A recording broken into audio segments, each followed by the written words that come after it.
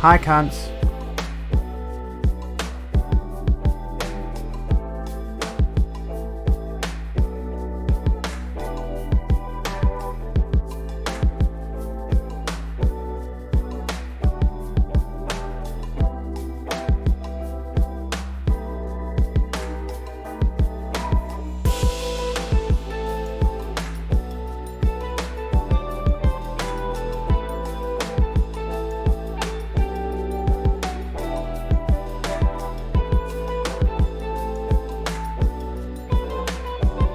You're all cunts, but especially if you make fun of the way my face looks at the moment.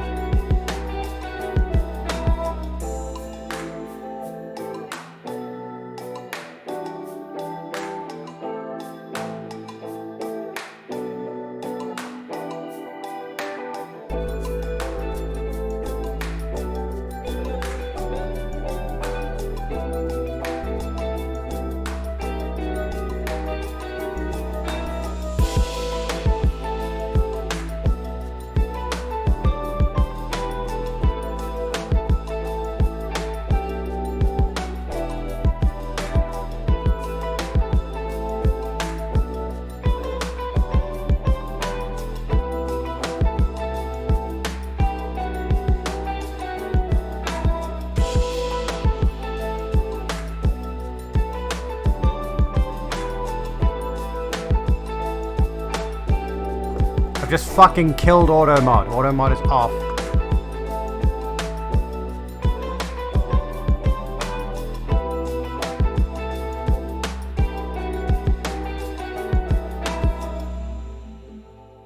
Spoilers, Abigail's a transgender.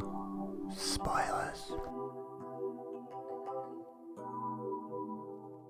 Sorry to ruin your fun, mods. Moderators, if you were playing around with AutoMod, I've just killed that for you, but fuck that fucking thing. I'm so sick of it. Just say the N-word, alright?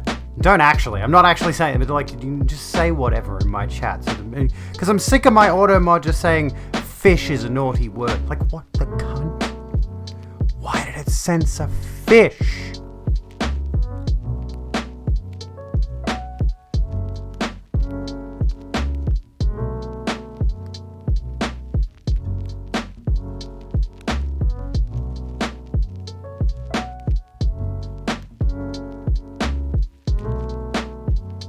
Yes, Nestle, for the record, are a bad fucking company.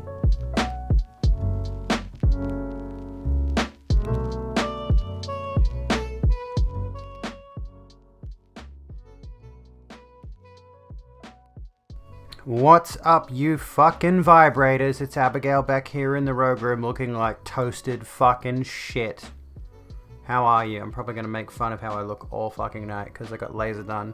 And my face looks like shit. I hate it. Thanks, I hate it. Yarrow, thank you for gifting us up to Boo Up. Supporter of the cause. Thank you. What a way to kick us off. Let me do something. Alright, I need to do something. I don't know how I'm going to fix now this. One of us. Okay, a hype train is closed. Draco, thank you for gifting us up to Safety Cuddles, you fucking legends. Are we really doing this before I've even done anything? I need to hold on. I need to move these somewhere. I don't know what to do here. Like, that could work. No, that doesn't really work. I could do it over here. Is that better? Is that neater? I mean, it's over the other side now. But at least, hopefully, this time it'll just, like, fade into the screen instead of off the screen. Yeah, I'll feel better about it once it's calmed down. Once the week after, the nude color top, let's show off the fit, because I like this. Honestly, like, I saw these pieces in the shop, and I'm just like, this reminds me very much of Fragile Machines thing that she does. But, like, there's some, like, cozy pajama-y kind of vibes. And the abs, man. I mean, they're not really, I've eaten, so they don't really show all that much, but with the boots, shut up about the boots. You're not allowed to talk about the Ugg boots. But it's cozy. It's very cozy. I like it. Flex on yours. Us. There we go. Bit of midriff. I've eaten today, so like my another round. My whole 420. Happy 420. Oh yeah, it's 420, isn't it? Thank you. I've been sober from marijuana for 5 years, 2 months. There you go. Congratulations, Yara. Noctane, hello, how you doing? Hydration. Alright, let's get a hydration. Magic, that's for you. I've got no lipstick on. I don't know why I don't have lipstick on. It wouldn't help the situation, honestly. Oh, okay. Have I missed any redeems? Oh, broken. That's yours. Let me go back here. That's it, roughly. Okay, one more person. I'm too cool for lipstick. I like my lipstick, but honestly, if I wear lipstick after I've had laser and my face looks like a charred carcass like it does now, like, look at this. I'm drawing attention to it, which I really shouldn't do. But like, if I put lipstick on, it just looks even worse somehow. The color contrast just makes the situation that much worse. But yes, congrats on the sobriety. I am... How long am I, How long am I sober from World of Warcraft? Am I allowed to say that? I used to be really on to the World of Warcraft, and then I cut myself off. Hang on a second. Sorry to be an asshole. I'm just doing this. So that those are not... Ah! Wrong one. There we go. They were like right in the corner of the screen. What kind of coffee? Just black coffee with some milk in it. Very lazy. But yes, honestly, congratulations to anyone really who has that kind of a habit that, you know, some habits more destructive than others. I think sobriety from drugs is a lot more significant than... I mean, World of Warcraft is pretty significant. It's getting worse with other games that are more significantly intent on gambling mechanic kind of things. But the World of Warcraft addiction is a real thing, and it definitely did have its hooks in me for a while. And in a lot of ways, the worst thing about it was I was never in it for the community. I was never one of those people who's like, oh, I just play World of Warcraft because I got a lot of friends in it. No, I was legitimately just logging on to do like daily quests, pet and mount hunts. I was paying a subscription every month to just grind. To just grind in single player content. Somebody gift a sub or cheer some bits so we can tip over to the next one more person. But yeah, like I kicked that habit significantly a while back when WoW Classic released, which was what, late 2020, late 2019. When did that come out? Draco, there we go. You thank are you. now one of us. Didn't do the hype train though because you've already gifted something. Stupid hype train. But thank you for gifting a sub to Effie Dragon, fucking legend. There we go, Carolyn Sedic, to Evelyn Klimpich. You are now one of us. Klimpch. We all hug here. We all have good hugs. Thank you so kindly for kicking off a hype train, folks. Let's talk about this whole concept, though. Let's talk about this concept, which does affect a lot of people. And kudos to anyone who is able to overcome their addictions. And, you know, move towards, well, quite frankly, a life where you do struggle. It's, you know, once an addict, always an addict is the way they say things. Yeah, Ro, thank you for gifting us up to Broken. Welcome back, supporter of the cause. Thank you kindly. And another Noctane. Holy heck, we're at level 2. Already, Jesus! You are now one of us. We got to party mode it up. We got to... I mean, this is just my default. Like, if something exciting is happening, we get party mode. Party lights. Let's fucking go, mate. Let's fucking go, mate. There we go. That's it. Oh, hang on. You can't see my portal gun, which needs new batteries for the record. I reckon we should do another giveaway soon. Since, you know, we hit another hype train max, another level 5 hype train last night, we might as well do another giveaway. I'll figure out what we'll do. We'll do that one soon. Because the last one was fun. It was quite exciting. Did you like it? I liked it. Anyway, yeah. If you are sober, good on you. It's a very hard thing to go sober from something. Hello, Eepa. How you doing? How's everyone doing? How's everyone going tonight? And I have completely failed. I made a commitment earlier this year to stop myself from drinking energy drinks. I fell back into that. And yeah, that kind of sucks, honestly. Because there was certainly a... Thank you for the posture check. Phage. It's legitimately a portal gun. The vibrator's over there. Yeah, energy drinks are a hard one to kick because they're everywhere. But they certainly are addictive. They certainly are addictive, not just with the caffeine in them, but there's a bunch of other things in it.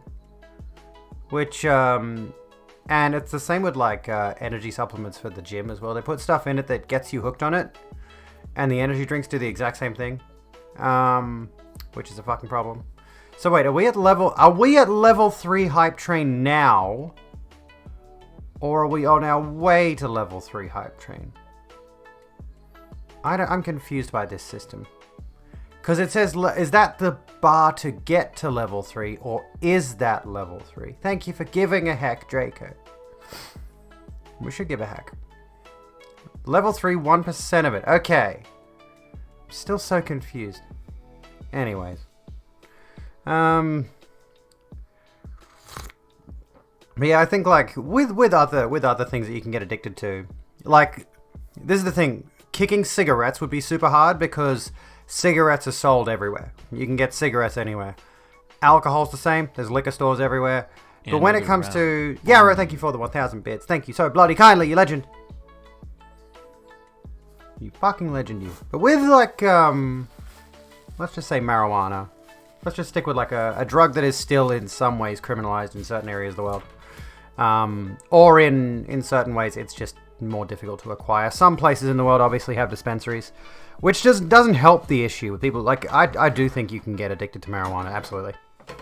I'm one of those people that's like, addiction isn't just like you get a chemical dependence on something, which you do. Like, that is kind of the definition of addiction. Yeah, right, thank you for giving us up. To Jimmy Swix, I misread that completely. Like, it is a chemical thing, but it's not like, it's not as though, for example, methamphetamine puts a chemical in your head, and thus you can't get rid of that addiction. It's like stuff like marijuana, in the same vein as alcohol and cigarettes and other recreational drugs. I forget, I can never remember what it's called. Is it dopamine? Or serotonin or something? Like, they give you that good feeling when you're on them and you get hooked on that, and your body becomes so accustomed to getting that extreme level of that good feeling, that dopamine. Yeah, is it dopamine? I think it's dopamine, that anything else doesn't do. If you try to wean off it with other things, like, you can gradually wean off those kind of things, but you, no matter what happens, if you're addicted to something, you are addicted to it forever.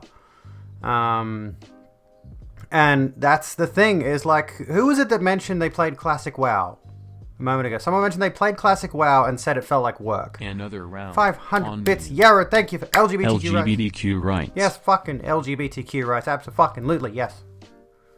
Fuck yes. LGBTQ. Oh, our sub goal is supposed to be updated. That's not supposed to say 150. I thought I changed that. But yeah, like, WoW does feel like work. It does. However, to someone who was addicted to it... Oh, it was you, Yara. There we go. To someone who was addicted to it, it didn't... When I went to Classic WoW, it just felt like going back to 2000 and... Hype Train success. Thank you so kindly for the Hype Train, folks. Thanks for kicking us off with a fucking awesome Hype Train. Contributed a total of 7 sub-gifts and 1,920 bits. Died at 96... Aw, no, well. There's always another chance. We did a stream once where we got a hype train early on, and then later on it's like, you can do a hype train again. Didn't even realize. Anyway, the thing is, like, when I went back to WoW and WoW Classic, it felt like, you know, reliving that nostalgia for a time, which in its own way became that addiction of, like, you know, it's honestly the same way I play Dark Souls all the fucking time. I got hooked on Dark Souls, and now I can just play that at any given point. But Dark Souls has never captivated me in such a way that I felt compelled to play it daily and keep paying money into it. And this is where I worry about the whole loot boxes and gambling mechanics in video games situation, where it has awfully overtaken the games industry. I remember a few years ago when there was a lot of controversy over mobile games having microtransactions. Like, it feels like 5 or 6 or 7 or 8 years ago. I can't remember. But there was a big thing about specifically mobile games selling you those, like, coin packs, gem packs, all that sort of stuff. And the loot boxes thing and all of that. Then Overwatch came out. And Overwatch had a loot box mechanic. And all of a sudden, a bunch of other games start coming out, and they've got loot box mechanics. And now you've got Call of Duty has coins in it, and Assassin's Creed, you can buy a currency to buy cosmetic shit. This is the thing. Whether it's cosmetic only or not is not the point. It's still nickel and diming, and it's still an anti-consumer practice. Even if it's just cosmetics, it's never just cosmetics. Hello, Talon, how you doing?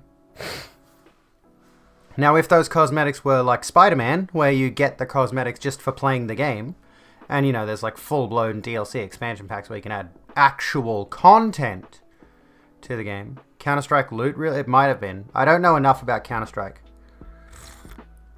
But what I have heard, Counter-Strike has a store where you can buy items for real-world money, which, yes, is bad. You spent almost the entire time between August 2019 and March of this year playing Classic WoW and Retail WoW. At least it's only one subscription, but still. Yeah, the games industry has gone... Sorry, Carolyn. There you go. Has gone so far down the route of monetizing absolutely everything that it's hard to even conscionably play these games. I refuse to play Overwatch anymore. I refuse to play World of Warcraft in the same vein anymore. And any game that I know has a grindy system involved where you can pay your way to cosmetics with real world money, I just refuse. And there were a few games I played in recent memory, I believe, when I was playing not Call of Duty. I'd never played Call of Duty. When I was playing Payday, when I was playing Monster Hunter with Calgar and friends, that still had a bit of that moral quandary in me, even knowing that, you know, these are smaller games by smaller companies. Well, Monster Hunter, not so much. But these games still have these little microtransaction cosmetics, and the moment, like, you go through all those, you know, they try to sell you on, you know, look at this cute little skin you can have. Then you end up spending like $50 on a pack of skins for some guns, right?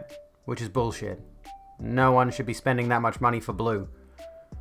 All the money goes towards more content, but that's what they'll say. That's what any company will say. That's what any company will tell you. And in some ways, you know, if you do buy a skin pack for fucking Apex Legends or whatever, yeah, that money does still go to the studio, which funds more content. But at the end of the day, like, they don't need to monetize that heavily. It has become excessive no matter what game it is, no matter what company does it. It certainly has become excessive. And that's why I'll buy a game that has the content in it, and that's it. We stop there. Like, give me a game that just has the content in it, and that's end of discussion. You know, but I don't even really play many games anymore. So, like, at the moment we're doing Fallout New Vegas. Single player game. You know, and the thing is, like, even single player games are not free of this shit. Like I mentioned before, Assassin's Creed, the newer Assassin's Creed games, especially Assassin's Creed Valhalla, had the whole thing where it you could buy like different boat designs, different armors that you could wear and things like that, different weapons probably, I don't recall. And this is after they also sold, the thing that annoys me the most about Assassin's Creed is, again, single player game, and they sold their player base experience boosters. That's right. Single player RPG. So basically what you're saying to me is there's a good portion of the content that can easily be glossed over just by paying more money to have less game. I do not agree with that notion at all. If you are charging more money for less game, that says to me your game has been designed around the idea that it's not actually supposed to be that fun to play. Okay? If you are going to design a game, and for all the failings that CD Projekt Red had with Cyberpunk 2077, at least we can say they went the route of making the main story about 20 hours. As opposed to The Witcher 3, which is like 200. Fucking hell, The Witcher 3 is long. And then they padded the rest of the game world with more content. So maybe you could get 100, 200 hours out of all of the extra content in the game, but the main story is just 20 hours. Now, if Ubisoft is creating a game that has like a 100, 120 hour story, I don't know how long Valhalla is, it's probably not that long. But if for example, Assassin's Creed Valhalla expects you to, say, get to a point in the story and it's like you're level 15, but the next quest is level 20, and you can't do the next main story quest, thus you have to go off and grind, and then Ubisoft sells you a thing that's like, oh wait, you can boost up. For just another $15, you can boost up to level 20 in a single-player game. I mean, it's not acceptable in a multiplayer game either. It's not an acceptable thing in a multiplayer game in any capacity, in a single-player game in any capacity. It's just pure nickel and diming, and if you're going to create, say, a big open-world game like Assassin's Creed, then just make, like, and the argument I've heard, and this is the argument that Mike has made to me on occasion, that these are dad games. You know, games like Assassin's Creed are dad games, games for, you know, the dad who's got a bit of downtime at the end of the day. After work, maybe the kids are gone to bed, he's just chilling out, playing his game, and he doesn't really have the time for the 200-hour experience. He's got maybe 1 to 2 hours a night, a couple of days a week. And the idea there is like, oh, we'll skip the grind, you know, buy this extra expansion pack. It's not an excuse, though. It's not a justification. There is no justification for selling things that take the game away from the player. You shouldn't be selling anything that takes away the game's experience. Hello, cat. How you doing? There's a smudge over here. How's it going? The Dadlands. You want to play Destiny 2 now? Yeah, Destiny 2 now, even though you never played it. Nothing. Agreed. Yeah, games like WoW are perpetual treadmills. If it's so amazing being one of the top players on your server/guild, but if you don't keep up with it constantly, you fall behind and have to binge to make up lost time, aka worse than a job. That's the thing. A lot of those bigger, grindier games. This is a terrible poll and you should feel bad, but I'm going to do it anyway. What the fuck? There we go. Whatever. There we go. Vote in this piece of shit. There we go. Yeah, is turning off the computer an option? I would rather vote for neither of them anyway. Yeah, so this is the thing, right? Is like if you're playing World of Warcraft and you're in one of the top guilds raiding the big bosses and things like that all the time, and no, you're not allowed to ban them. If you're one of the big raiding guilds, and like the thing is, if you're at the very tippy top, chances are you are either A, a streamer and probably making money off being in one of the top guilds, or B, you are sponsored by an esports org or something like that. Like people who do like the world first runs, they usually have like sponsored deals, don't they? Things like that. You know, if you're at that level, you'd be making some money off it. But if you were, for example, a run-of-the-mill player who's in a guild that's doing pretty good, but you're not exactly hitting world firsts or anything like that. You're not sponsored. Your guild is not, very well known or anything like that. And you and your guild members are constantly just in this game, grinding away, spending the money on the subscription every month.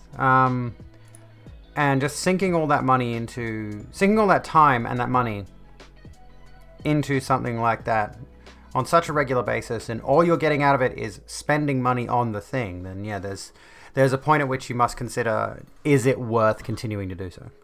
Esports should be for estrogen sports. AC would be a good game if they just did away with that future hologram crap and just set them in the past time. I agree. I 100% agree. Like, it was a neat concept with Desmond originally, but spoilers, they killed him off at some point. And, they just, like, there was your hook.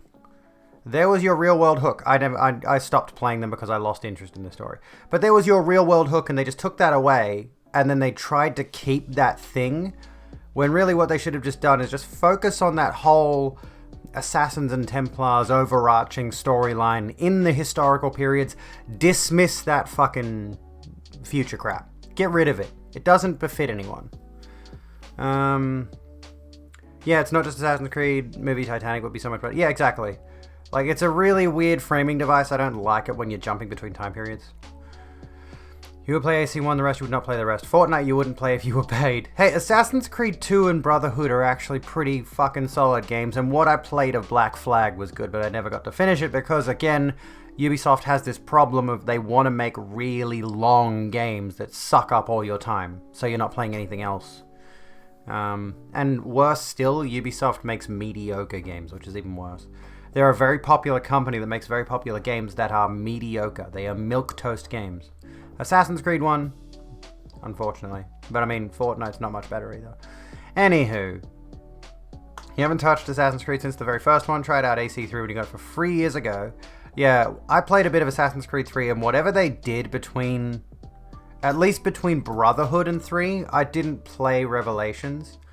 But having played Brotherhood and really liking it to playing 3, like starting out with number 3, I was like, something is fucking wrong with this game. I don't know what they did, but it was not satisfying to play. It was not interesting, and I dropped it after like a few hours. Syndicate was good? I would not know. Yeah, like after playing Black Flag for a bit, I dropped the whole series.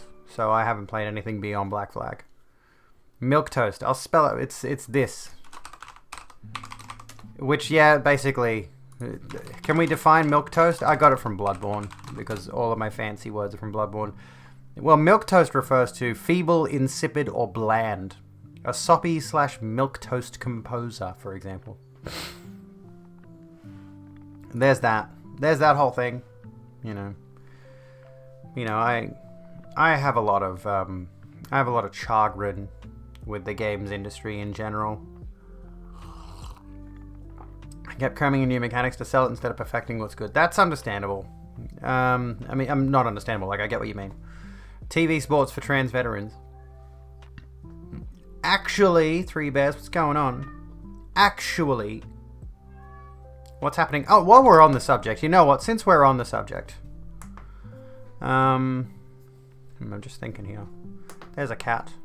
I'm just fiddling with my lighting a bit. Nah, we'll stick with this one. Look at that cat. There is that cat. There him is. Yes, indeed, we can hear you. Don't hurt my shoulder. It's already in pain. Come on, get on my lap, or fuck off. Get on my lap or fuck off. Pick one. There we go. Did I see the stuff about Trump's Anglo-Saxon caucus? Please give me a link. For goodness sake. Cato Institute. When you play a work about like Mario Odyssey or Captain Toad, all this EA shit seems so sloppy. Yeah, absolutely. Like, Mario Odyssey was tremendous. I played it start to finish and I loved every second of it. It was good. It was just really good. You know, you've had it a while, but you want to say you love that blanket so much. It's a shame that it's no longer in stock. You can't get it anymore. Such a good blanket. I am so glad I got it when I did. I think it was maybe one of the last few they had left. Yeah, that's the thing I was telling Jacinta about this today while we were out. Like, I was telling her about how Sony makes games to sell systems. So does Nintendo. And most of Nintendo's catalog is really good games that are exclusive to Switch. Or whatever Nintendo system. And Xbox is primarily focusing on the service model at the moment. So any game that's exclusive to Xbox will be available on PC. Alright, pro-Trump lawmakers forming an America First caucus. I remember hearing about this. We'll come back around to this. If we're allowed to watch MSNBC. Are we allowed to watch MSNBC on stream? I don't want to get DMCA'd or copyright striked or whatever it is. Because that was the thing last time we were streaming on YouTube. I wasn't allowed to stream a certain news publication's video and show you guys because it got copyrighted.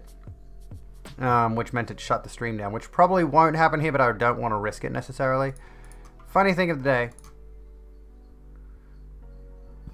Maybe. Anyway, well, I want to do this. Yeah, I don't want to risk anything that if it's like a really big corporation, I don't want to risk touching it. If there's an article, we'll look at that. But speaking of articles, let's do this. World of Warcraft, on the subject of World of Warcraft, has begun censoring slurs in-game. Using reserved words will now block your messages from being sent entirely. World of Warcraft will now block messages containing reserved words, arriving as part of a small moderation update discovered by Wowhead. For years, WoW has censored certain words by obfuscation as part of a mature language filter, but now it appears the game will block messages from being sent entirely if they contain so-called reserved words. For now, this covers one racial slur, just one, though I expect to see that category expanded in future. Wowhead notes that for now, the filter only applies to messages sent within WoW. Battle.net currently lets you chat to people playing WoW from the third-party Battle.net Messenger.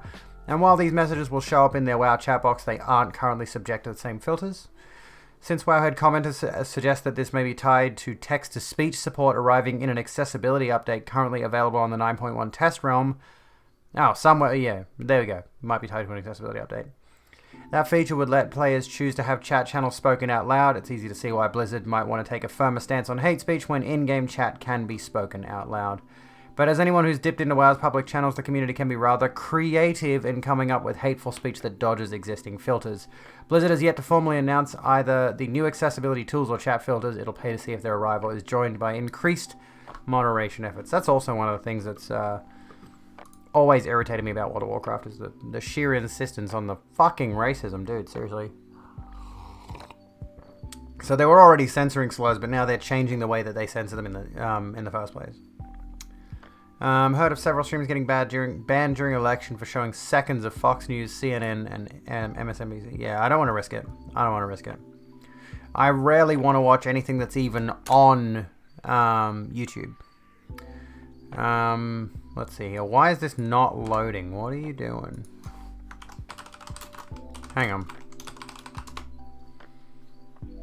Here we go. So the link wasn't working. I don't know why the link wasn't working. Thanks for the hydration. Magic. On your classic server, there were several guilds that legit kicked people out for finding out they were peer. Jesus Christ. Okay, so this is a few days old, apparently. On CBS News, New America First Caucus would champion Anglo-Saxon political traditions. Jesus Christ, they keep coming up with new words for racist. New words for white supremacist. They just keep working around the current nomenclature. A controversial new caucus that is expected to be introduced in the House would champion Fuck off! Would champion Anglo-Saxon political traditions and work towards infrastructure that reflects the architectural, engineering, and aesthetic value that befits the progeny of European architecture. It's a bunch of big wordy words. The document was first reported on Friday by Punchbowl News, which said Representatives Marjorie Taylor Greene, a Nazi, and Paul Gosar, probably a Nazi, are behind the America First caucus. On Saturday, in an apparent reference to Punchbowl News' reporting, Greene claimed on Twitter that the document was a staff-level draft proposal from an outside group that I hadn't read. In a statement to CBS News, Greene's communications director Nick Dyer said the caucus platform will be announced to the public very soon. Greene is a controversial figure who was stripped of her committee assignments earlier this year in response to her previous promotion of conspiracy theories, racist social media posts, and apparent endorsement of violence against Democrats. Now, we know that Republican commentators, by and large, are very much on the side of being paid to spread shit that is obvious bullshit, but at least they're subtle. And everything I've seen of Marjorie Taylor Greene is like, let's take every single thing that makes no fucking sense and pisses off the libs and just genuinely espouse it and believe it. I refuse to believe that Marjorie Taylor Greene is a real person. I refuse to believe she is an actual person and not just some very advanced VTuber avatar or something like that. She can't be real. This person cannot be real. None of what she says makes any sense, has any grounding in reality, none of it. It's ridiculous. Yeah, it's a fancy way of saying white supremacy. Isn't that a color? What's a color? Green is. If you're gonna make shit look good, at least use like Japanese architecture, I know. On Lord of the Rings, you tried to start an LGBT guild. You were suspended for fighting with a mod who told you it wasn't allowed. Really? Yeah, call yourself a racist without calling yourself a racist. Pretty much. That's what it is. Cat. Okay, if you're gonna fidget, go away. Off you go. Anyways. Can't be a, yeah, we're on the waspy architecture thing. I suppose we're on the waspy architecture thing. Welcome back. Hey, Yara, thank you for gifting a sub to Sammy, you fucking legend. Fucking legend, and our sub goal is now down here, instead of where it used to be. Actually, let me quickly be a real wanker and switch back over to my overlay scene for a second so I can change this. Because it's like just, I want to have that just over that. There we go, so they're closer now, see? Isn't that cute? There we go. Anywho. In a statement to CBS News, we already said that. GOP Representative Louis Gohmert, a staunch ally of former President Trump, who was reportedly invited to join the caucus, told CBS News on Friday that he is looking at the language but had not yet made a decision on whether to join and was unaware of other potential members. He said he did not know when the caucus would be launched. What is a caucus? I'm not a very political person. That's a lie. I'm very political, but I don't know what the fuck a caucus is. Can someone like bring me back up to speed? I don't know. Blizzard actually had a story just like that back in 2007 or something during the Burning Crusade, where they forced a guild to rename because it was pro-LGBTQ+, insisting it was political. At the time, of course, they got a lot of support, but they reversed course, thankfully. Is it a meeting but more white? Let's just look it up. A caucus in some US states, a meeting at which local members of a political party register their preference among candidates running for office or select delegates to attend a convention. A conference of members of a legislative body who belong to a particular party or faction. So there you go. Yeah. Essentially, yeah. You're right, yeah. It's a meeting, but more white. There we go. That clarifies that for us. Well, I haven't seen that, but it's not supposed to be about race. It's not supposed to be about race at all, guys. Gomet said when asked about the specific language. I'll have to go back and look. Earlier on Friday, he described the objectives of the prospective caucus to reporters as not selfish. Not selfish. Anyway, I'll stop doing that. Earlier on Friday, he described the... Oh, yeah, if we let our country go without taking care of America, making sure we are viable for the future... What does that mean to them exactly, though? Then we're not going to be in a position to help the other countries, and that would be a tragedy for the world. So it's not selfish, it's just trying to get our own country in order so it's sustainable and is sustained so that we help other countries. Gozar's office has not responded to requests for comment. Representative Matt Gaetz is a fucking pedophile. Why are we considering his opinion on anything? This man is a sex trafficker. This man's a sex trafficker. As in, he traffics prostitutes. Underage ones. Why are we considering Matt Gaetz in anything? Why is he not completely ousted from any and all political representation? Fuck him off. Tweeted Friday that he was proud to join the caucus. Of course he is, because he wants to be with all the other pedophiles.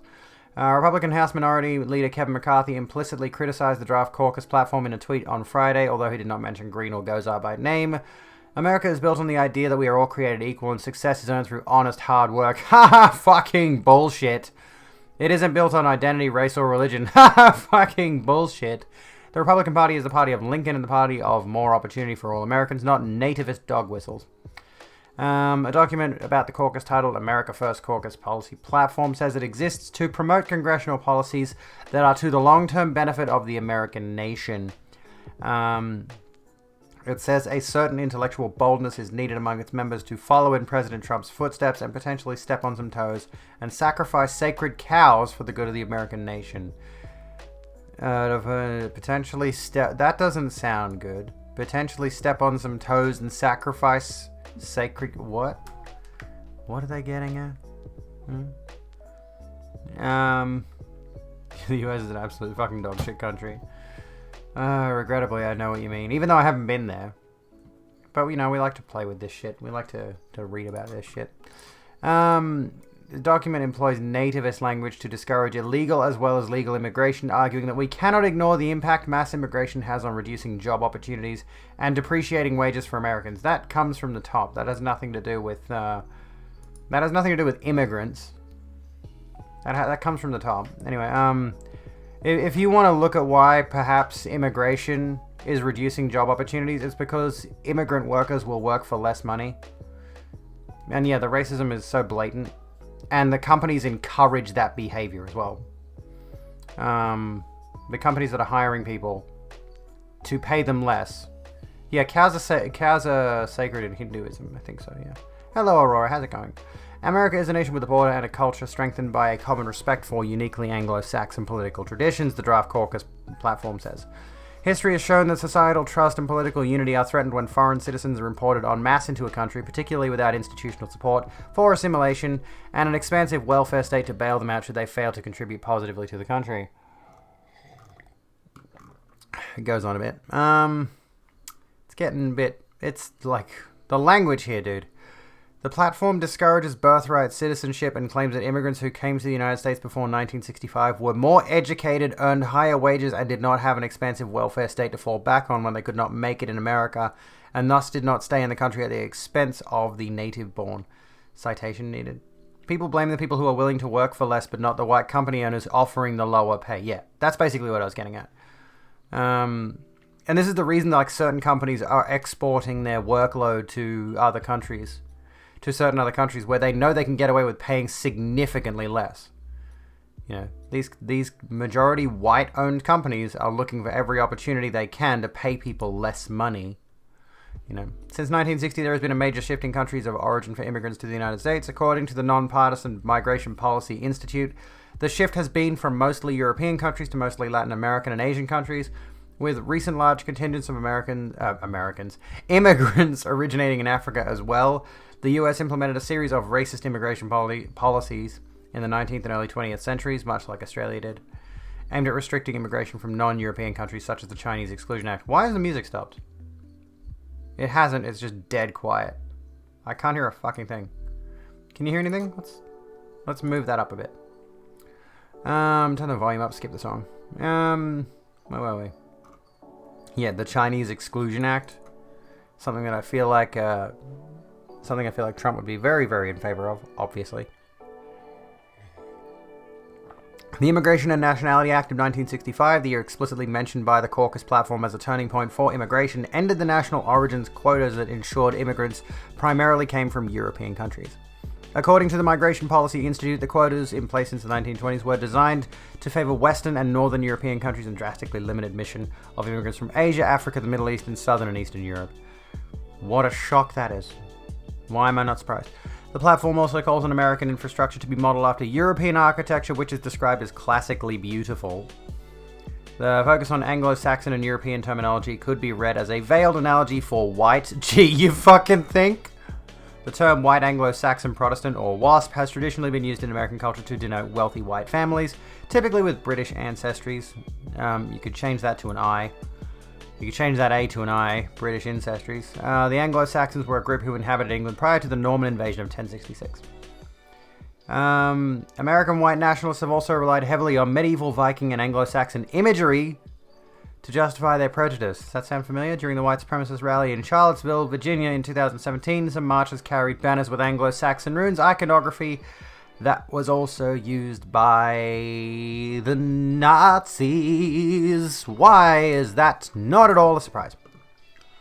Why does that not shock me in any way, shape, or form?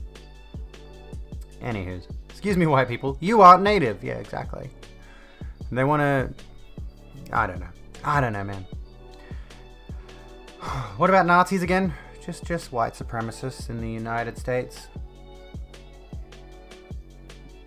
which have a lot of political sway. Anyway, here in the UK, and both the company you work for and the one your partner work for outsource some work overseas because it costs less. Exactly, that's all it's about. It's about saving money. What the fuck is all this clucking about? So essentially there is a caucus that is white supremacist, outright. They're calling themselves Anglo-Saxon. And they're doing everything in their power to say they're not being racist. And if you are a political party that is...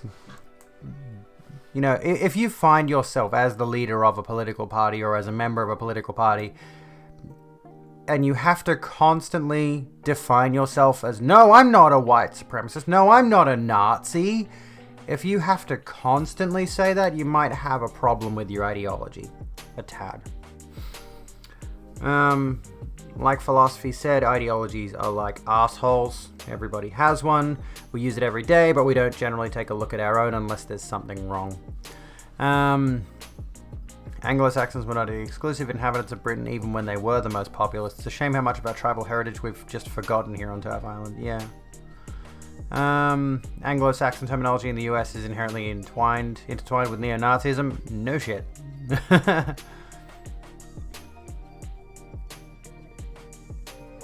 Saxons were originally Germans. They were Germanic tribes who invaded the UK in the 8th century and took land from the native pagan Celtic population. There you go. British bankers funded the Nazis to stave off the Bolsheviks. I'd have to look into that. They're just going to go to the function room of a Chuck E. Cheese to yell the... Yeah, probably. That's basically... They're going to yell the N-word at each other. That's essentially what it boils down to. And the thing is about, like, you don't know if fascism will come back. There are still things happening today in the United States that are outright fascistic. This is the issue with the United States, is that there is, you know, a lot of legislation being passed around now that is inherently fascist by its definition, outright leaning toward genocide. And no, I don't mean like gas chambers. I mean like the early stages of genocide, which is the exclusion of certain people, beginning with that sort of thing. Has anyone told MTG about British and Anglo-Israelism? Israelism, sorry. If after every statement you have to state, I'm not a Nazi, newsflash, yes you are. Like with the Jordan Peterson thing where he was compared to Red Skull. And he was incredulous to the idea. Yeah, making it illegal to be trans, that's genocidal. Yeah, Phage is right. They know they're Nazis, but they know it doesn't look good. This is the way that they... this is the issue that they face. It's like they know they are Nazis. They're well aware of it. They would quite frankly be up there with Adolf Hitler if they could have been. But they know that's not an acceptable stance to take. They know that's not a place that people want to see, you know, their, for example, political leaders. They don't want to see them, you know, flying the Nazi flag. Excuse me. Because it's generally considered to be a bad thing. Yeah, it's not an aesthetic. They're well aware of the fact that they're Nazis. But they... Oh, I didn't run an ad break, for God's sake. Okay. Yeah, they're well aware of the fact that they're Nazis. Of course they are. We're going to run an ad break really quickly. And we'll come back very shortly. Don't go away. If you're subbed, you don't have anything to worry about. But this is just so we don't have to deal with pre-rolls for the next 32 minutes. So we'll let that count down a little bit. Once it comes down to the 30-minute mark, we'll continue.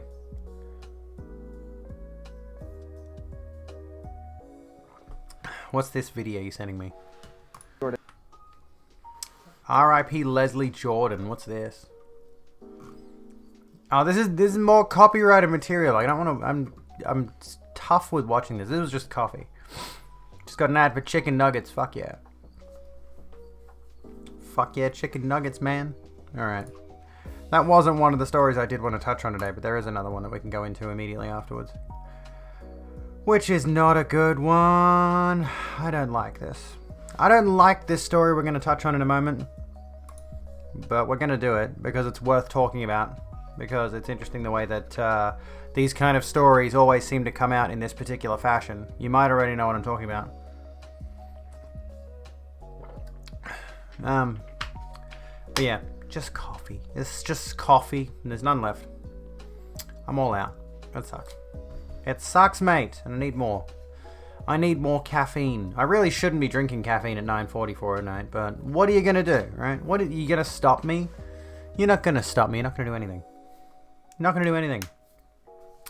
This is what the America First fruitcakes want to return to, but you really think history proves that fascists will eventually be destroyed again. There we go. We are now past the 90-second mark. We can come back to all these things. 1939 Nazi rally at Madison Square Garden. Really? Don't stop me.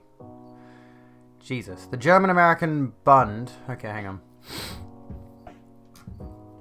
Or German-American Federation was a German-American Nazi organization established in 1936. Goodness gracious. Why is this... This is a mobile article. Gotta make sure it's not mobile.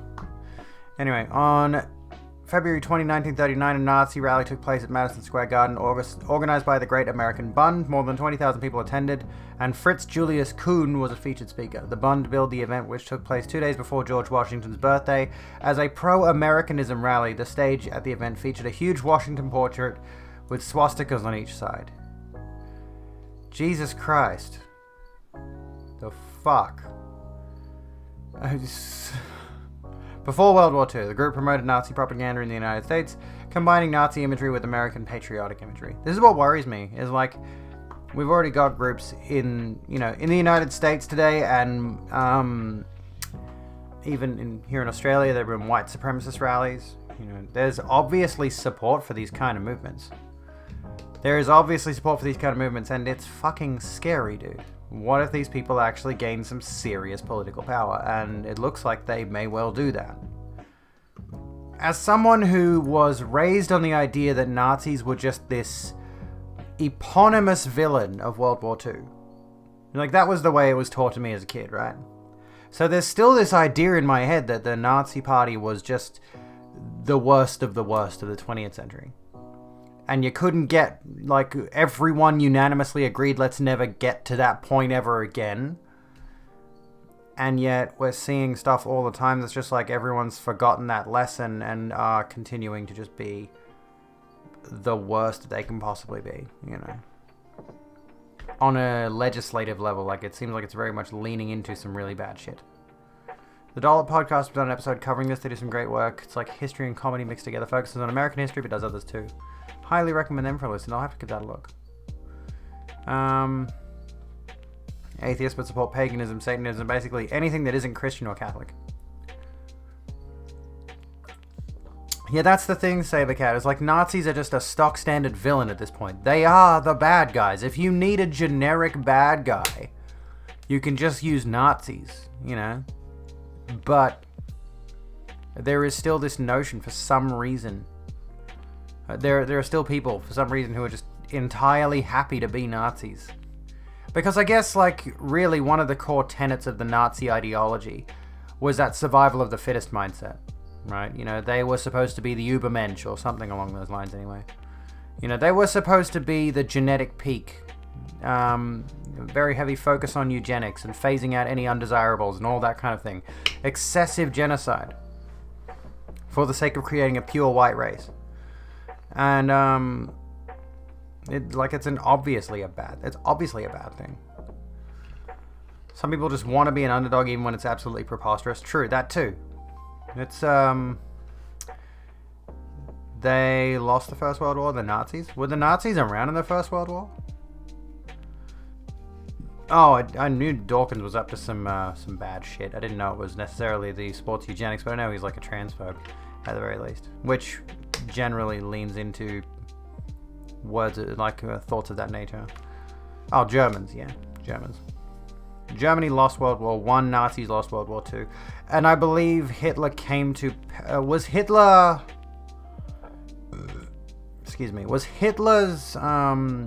inspiration for going into politics the result of World War I? I can't recall. Or was he a child? How old was he when World War II was a thing? I can't recall. Yeah, excessive genocide. There's an acceptable amount of... No, I'm like losing my words tonight. Laser freshness. It fucking sucks. He was a corporal in the World War I army. Okay. So he would have been like 50s, 60s in World War II then, right? Was outraged at the Treaty of Versailles. By the way, thank you for the follow, no real purpose. Call me the Wild Rogue. Why they call me it, I do not know. Punching, shooting Nazis is okay. Not in video games, in general. National Socialism was a direct response to the Treaty of Versailles, which fucked Germany and allowed Hitler's rhetoric to be used to sway the people. Yeah, propaganda. He went into politics as revenge for all the people talking shit about his mustache. It was like 20 years older than Eva Braun. Well, that doesn't shock me, honestly. An evil person. Well, I mean... How... Who was his niece? Oh, there you go. Incest. Let's throw some incest on it. Why not? He was in his 50s during World War II. There we go. Not if their soldiers conscripted against their will by Nazis. We were watching a documentary on 1989 the other day, and there was the image of two black boxes fighting under a giant banner for Trump Plaza. They've been turning POCs against each other for the entertainment of masses forever and ever. Oh, yeah. I know, yeah. He had a real mustache in World War I. Yeah, he changed it. Can you imagine if Trump came out with a Hitler mustache?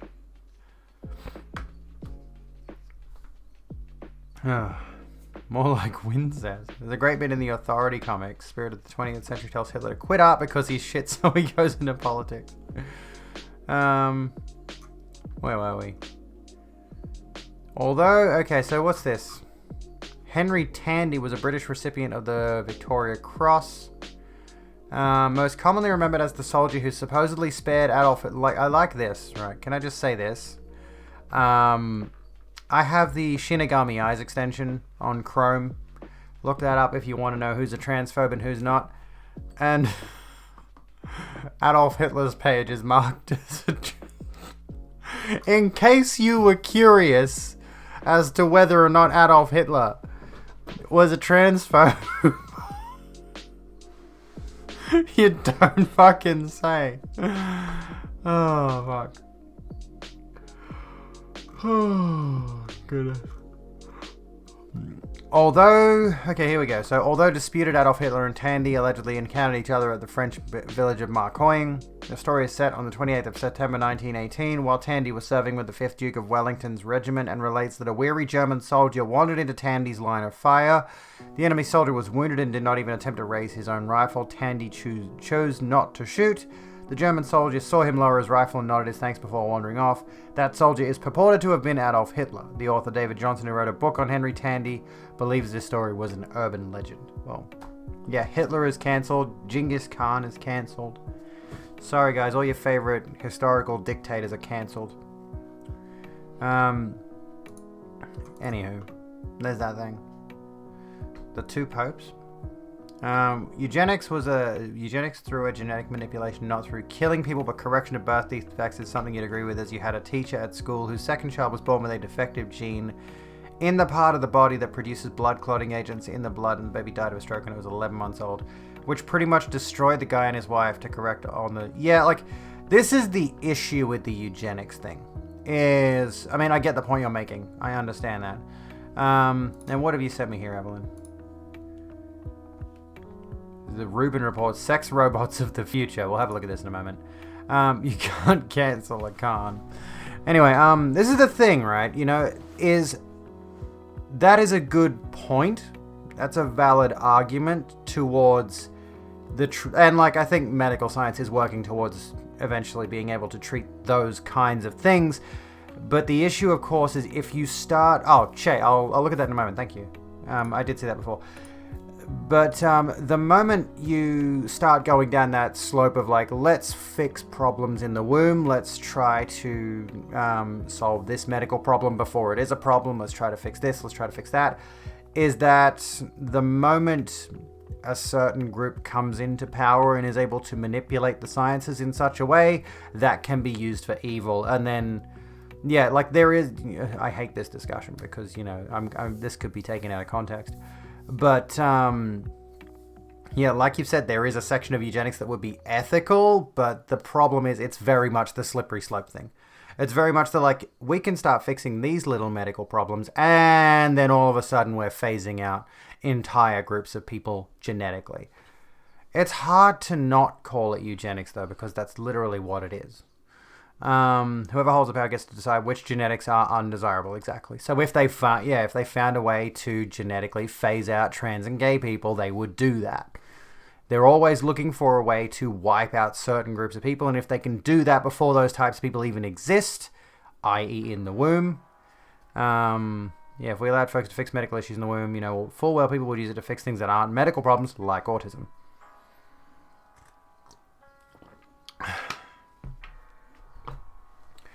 Helen Keller is the only person who's allowed to be pro-eugenics. It's the same, like, let me think for a second. Fascisms, not fascisms. Position of the political spectrum. I read a little bit about what fascism was versus what fascism actually has been. Where's the... Hang on a second. Here it is.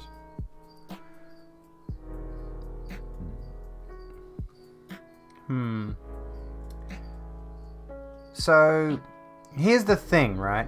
Let's use another example. Let's compare fascism to the eugenics thing, right? It's like we're saying eugenics is obviously bad, but we're making the argument about, you know, is this eugenics, is that eugenics? Let's look at a few things that are in the Fascist Manifesto and compare that to what we know as fascism today. Fascism has a minimum wage, a quick enactment of a law in the state that sanctions an 8-hour workday for all workers, representation at government level of newly created national councils by economic sector, voting for women, proportional representation on a regional basis, reduction of the retirement age from 65 to 55. Like, there's a bunch of stuff in here that you could argue in favor of being, like, this says to show the same confidence in labor unions as is given to industry executives or public servants. It's like, these kinds of things, people who are pro-eugenics will sell you on good ideas. And the idea of, let's take away a birth defect that will leave you with a crippled child that won't make it past 12 months, right? If we start, people who are pro-eugenics will say, oh yeah, we can treat that. And this is the exact same thing that Autism Speaks does. This is the exact same thing that Autism Speaks does, is they sell you on the idea that autism is something that can be cured, can be treated. But that's a stepping stone to a much larger and much more significant issue, and that's what we're worried about. The real solution is removing the economic conditions that make disabled children a burden. Exactly. Anyway, where were we? We were talking about Richard Dawkins. We'll come back to Richard Dawkins. Whew. There's a lot to unpack here, Sweaty. That's why the trends in certain countries where pregnant women who are told their unborn baby is going to have Down syndrome will immediately abort the baby bothers you. Never known someone with Downs not be an absolute treasure to be around. Well, that's nice to hear.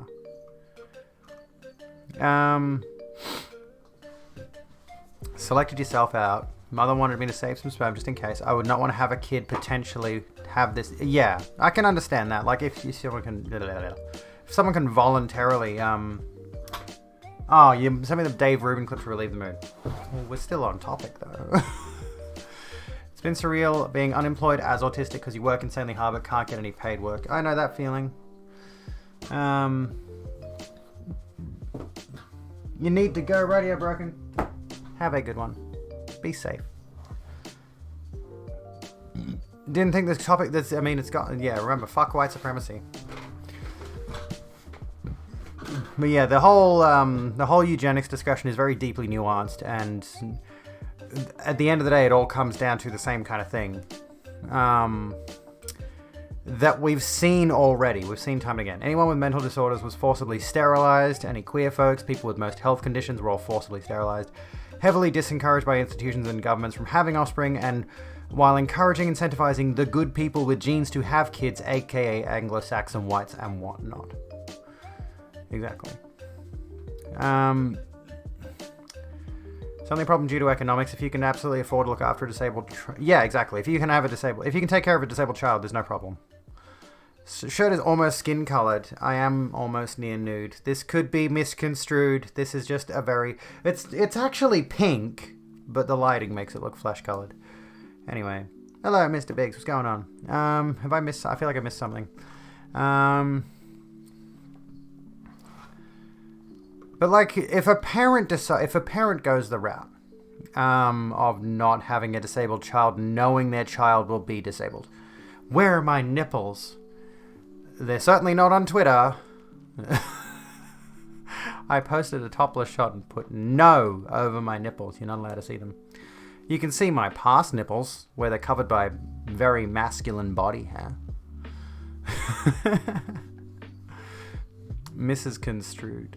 Most of the eugenics the Nazis used was literally the equivalent of Greek belief in 5 element. They thought humans had 12 genes and could judge criminality on skull shapes phrenology.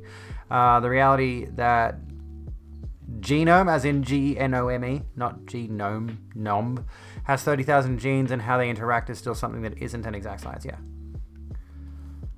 It's still a woman's breast. Barely any. But it's there as a bit.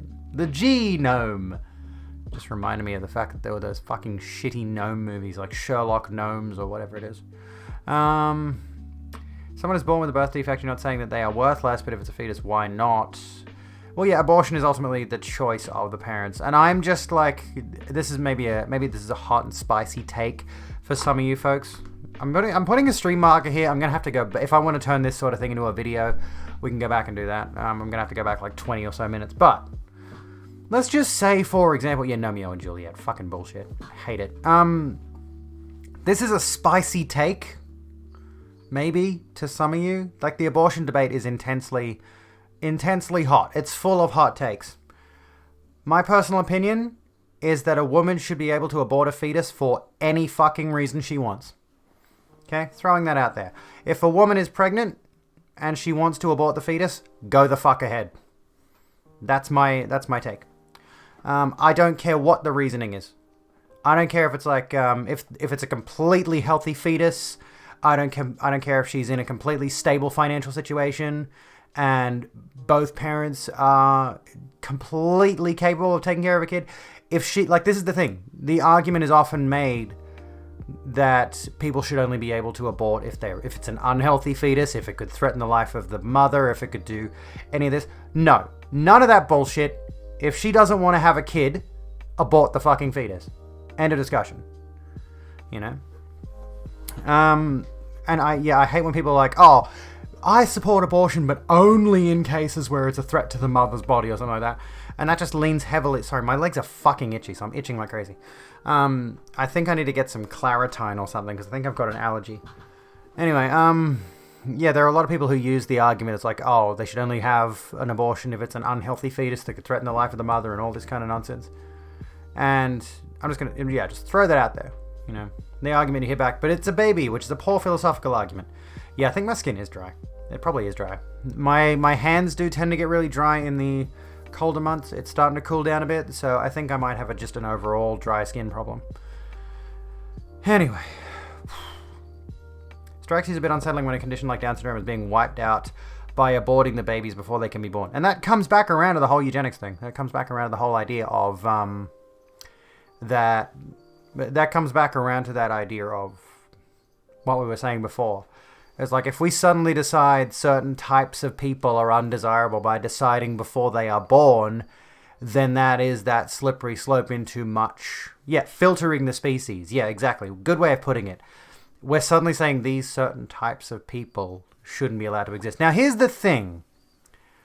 There are parts of the world today where children are uniformly born with birth defects, very serious, debilitating ones, as a result of human actions like dropping nukes.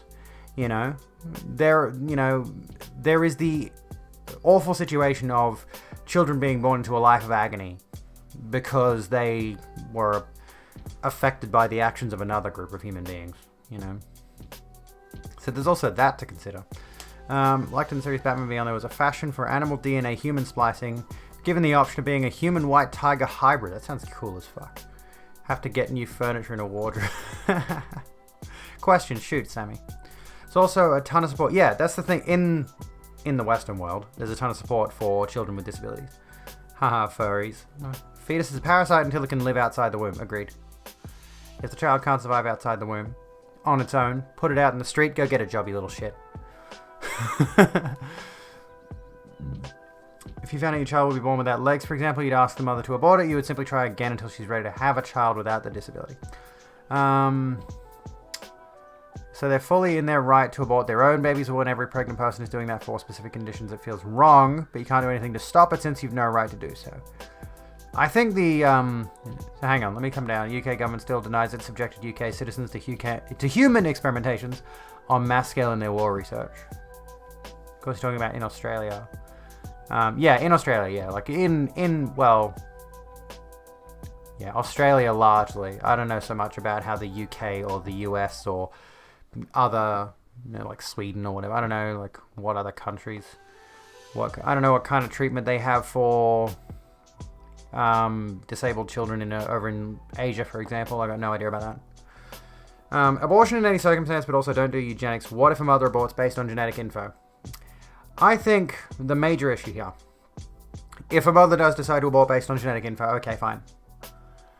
Once it becomes legislative, once we say, and this is where this started from, is once we say on a governmental level that children born with defects X, Y, Z should be aborted before they're born, obviously. That's how abortions work. That's where it becomes a potential danger. Becomes, and how far do we push this kind of thing? Hate to make the slippery slope argument, but what's to say we don't keep on adding to that list to the point where a child with asthma is aborted because of the defect? Exactly. That's what I mean. This is a very deep discussion. And yeah, abortion should be 100% available and legal with no restrictions, and so should the ability to, say, have your tubes tied or have vasectomy. Those things should be, like, the moment you are old enough to make the surgical decision to have that done, you should be allowed to do it. What does that need to be the requirement that it's a legal thing? Well, the situation needs to be that it's that the government just legislates. The government says, okay, we've decreed that certain types of disabled children are not of value to society, and thus we're going to legislate them out of existence. And that's where it becomes eugenics, and that's where it becomes that slippery slope. Where the moment, Professor, are you related to... Oh, what the fuck did I just do to my desk? Are you by any chance related to Waluigi? Welcome to the program, how you doing? What if socially just becomes a thing that's valued or done regularly? Yeah, that becomes a sociological ideological issue. Or a social ideological issue, sorry. Ideological? How do you pronounce it? And that kind of thing can be as a result of propaganda. That could be, and this is why I worry about organizations like Autism Speaks. For example, the idea that the biggest company that everyone knows of regarding autism for so long has had the mission statement that autism is something that negatively affects the parents and the carers and all of these people, and not the child with autism. As far as I know, Autism Speaks is still working on this front to an extent, rather than considering that autistic people are people who are simply neurodivergent, i.e. they are not neurotypical, which is to say normal by social standards. And Autism Speaks is outright a eugenics-focused organization. They want to wipe out autism, and they have a lot of influence. So if they had to get into the heads... And this is the thing, I'm a member of several autism groups on Facebook, and routinely you will see a post by a concerned parent asking about therapy like ABA, which is Applied Behavioral Analysis, which is effectively conversion therapy for autistic children. As far as I'm aware... The ABA and conversion therapy were both developed by the same guy. I may be wrong, it might be like a different thing. But as far as I'm aware, conversion therapy and ABA were developed by the same person or people. Just found your channel and you're already happy. Well, I'm glad, Professor. Not a person, I'm a fish. You're not allowed to say fish. Fish is a naughty word. Same guy, yeah, there we go. Iceland actively pushes parents to abort disabled fetuses regardless of parents' wishes. It's why there's a rate of 0% for Down syndrome in Iceland. Stop saying fish. You'll get me banned. I still don't get why it did that. What is... Goatee or fish? Wasn't there a musician called Goatee? Oh no, I'm thinking of Gautier. Sorry, I'm not thinking of Goatee. I'm thinking of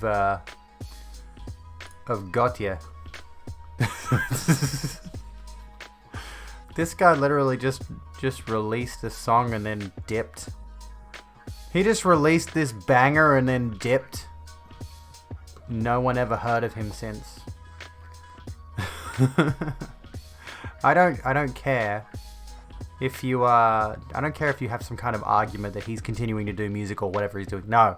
Nobody ever heard. He left. He just left. He just up and dipped. As far as you know, having a disability, whatever, doesn't impact the ability of the fetus to survive. Fish is the safety word. Yeah. He is kind of cute, though. Didn't mean that to be a link. Is that the actual link? I'm not clicking on it. There's also a musician called Fish. There you go.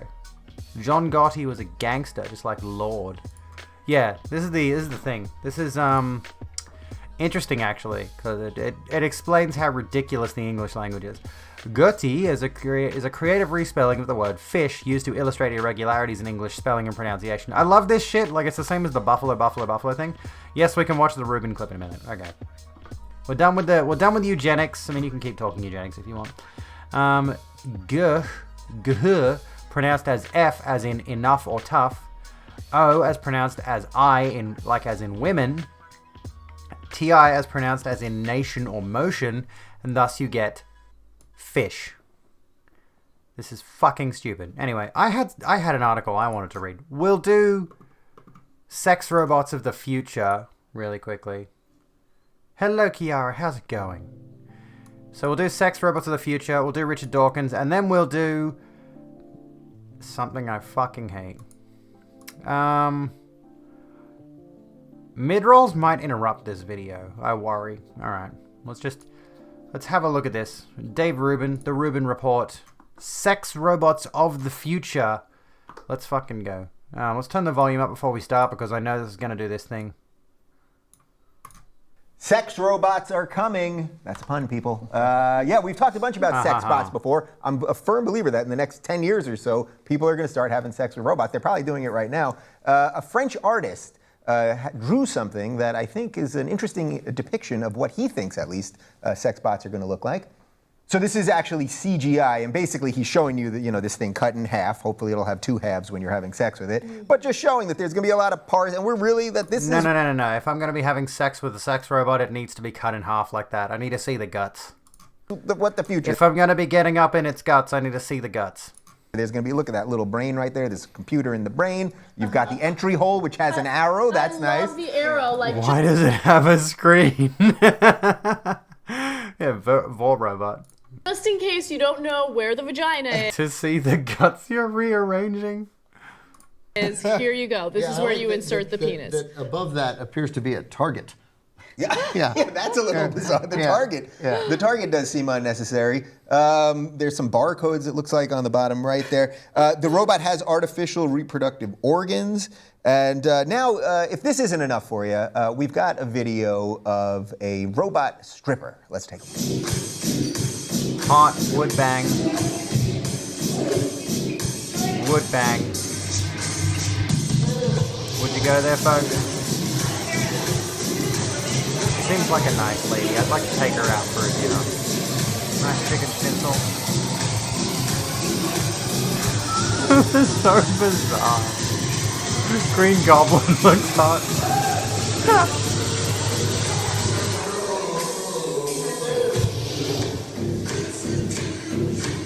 That's actually pretty advanced. Odd things there. She seems like it's actually pretty advanced robotic animatronics, honestly. So Future Fox News contributor Dave Rubin, TYT host Anna Kasparian, and Turner Classic Moves host Ben Mankiewicz talking about sex robots. New meaning to pole dancing. Did you trip and fall into the deep web? It's weird, isn't it? Purpose of sex? Sex is fun. That's the purpose. To be bruised behind her legs, which seems weird. Why is she wearing a mask? She's a robot. Robots shouldn't have shame. Anyway, I just think this topic... That's a very interesting point, actually. The idea of robots shouldn't have shame. It's really weird. Have you noticed anytime there is a depiction of an animal character in, like, fucking Peter Rabbit, as an example? It's like, why is Peter Rabbit wearing a shirt? Why the fuck is Peter Rabbit wearing... Why do you... The moment you give cartoon character animals a piece of clothing, you've given them the concept of shame. There's a lot to unpack there. Anyway. Is interesting and fun. Yeah, like, why does he have a shirt and no pants? Same with Donald Duck. It's like, why are they not wearing pants? Is it combined sex in the future, which I think is fun. Robot sex. Will you have it when it comes? I mean, if I need to have it, I guess I will. I mean, you have urges, you have needs, and things. If I need to have it. If I need to have robot sex, I'll have it. For now, I'm okay, right? But I don't have any problem with robot sex. There are people out there who, need sexual gratification in one way or another, and maybe this will help them out. So I'm all for it, whatever. Advancements in technology, awesome. There you go. So we just did the porn story. I mean, it's sort of the just next extension of that, right? Like, it's there, it's on your computer right there, and then next thing you know, you're banging a robot. I've been with a lot of women, so I've had plenty of robot sex. Okay. Oh, okay. Cringe. I've been with a lot of women. Okay. That's like... that's what a lie sounds like.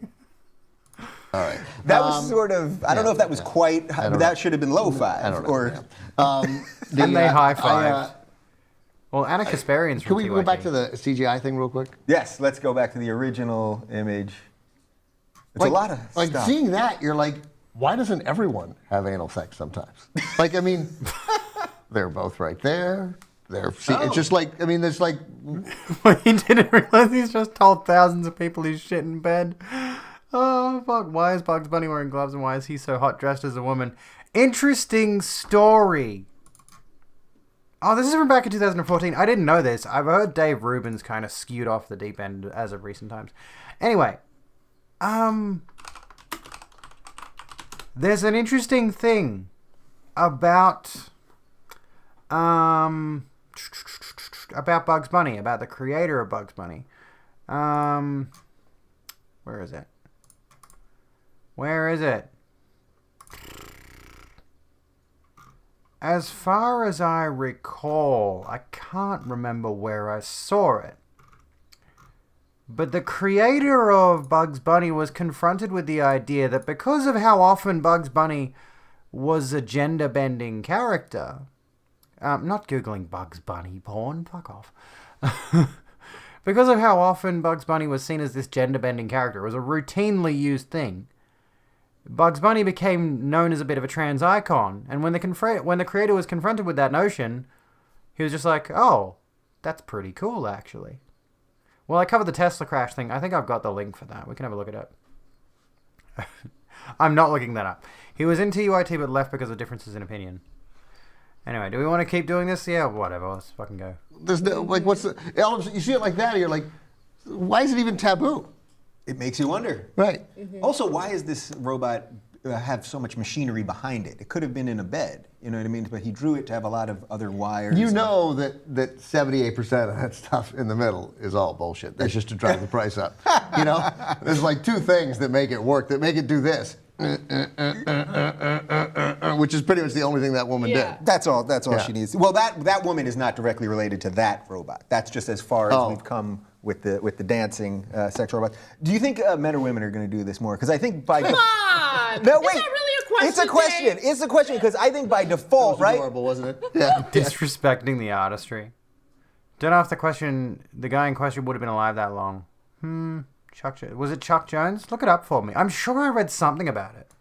I think by default, everyone's going to think men, right? You're going to think men. Yeah. But I also think there's women...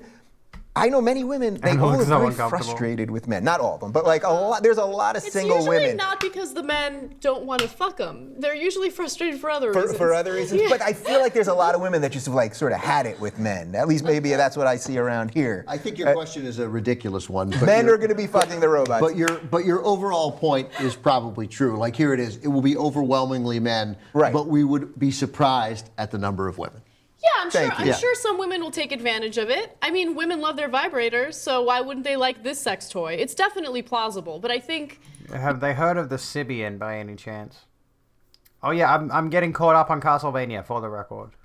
You know, men are probably going to want to have sex with a machine at higher rates. What I'm actually more interested in is how many dudes look at that CGI image and think like, how many lesbians has Ruben made? Oh, that's can't wait interesting, to right. put it in there. Right, because it's kind of, right. And I guess some of them do. Like, that'll probably become a fetish in and of itself. Like, I bang robots.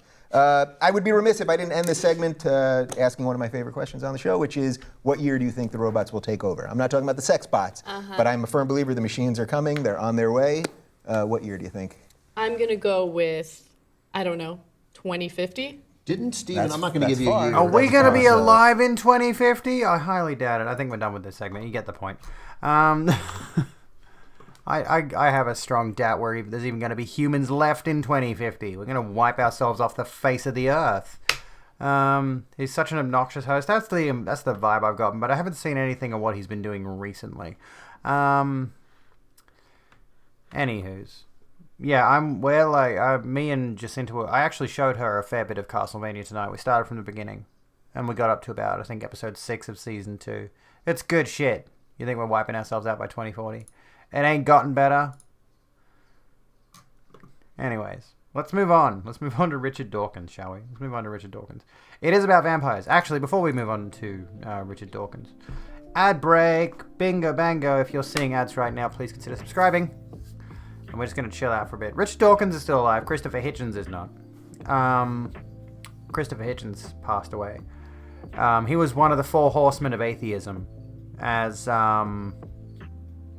was Dawkins, and there was Dawkins, Hitchens, Harris, and the other guy. What's his name? I've forgotten it. The last guy.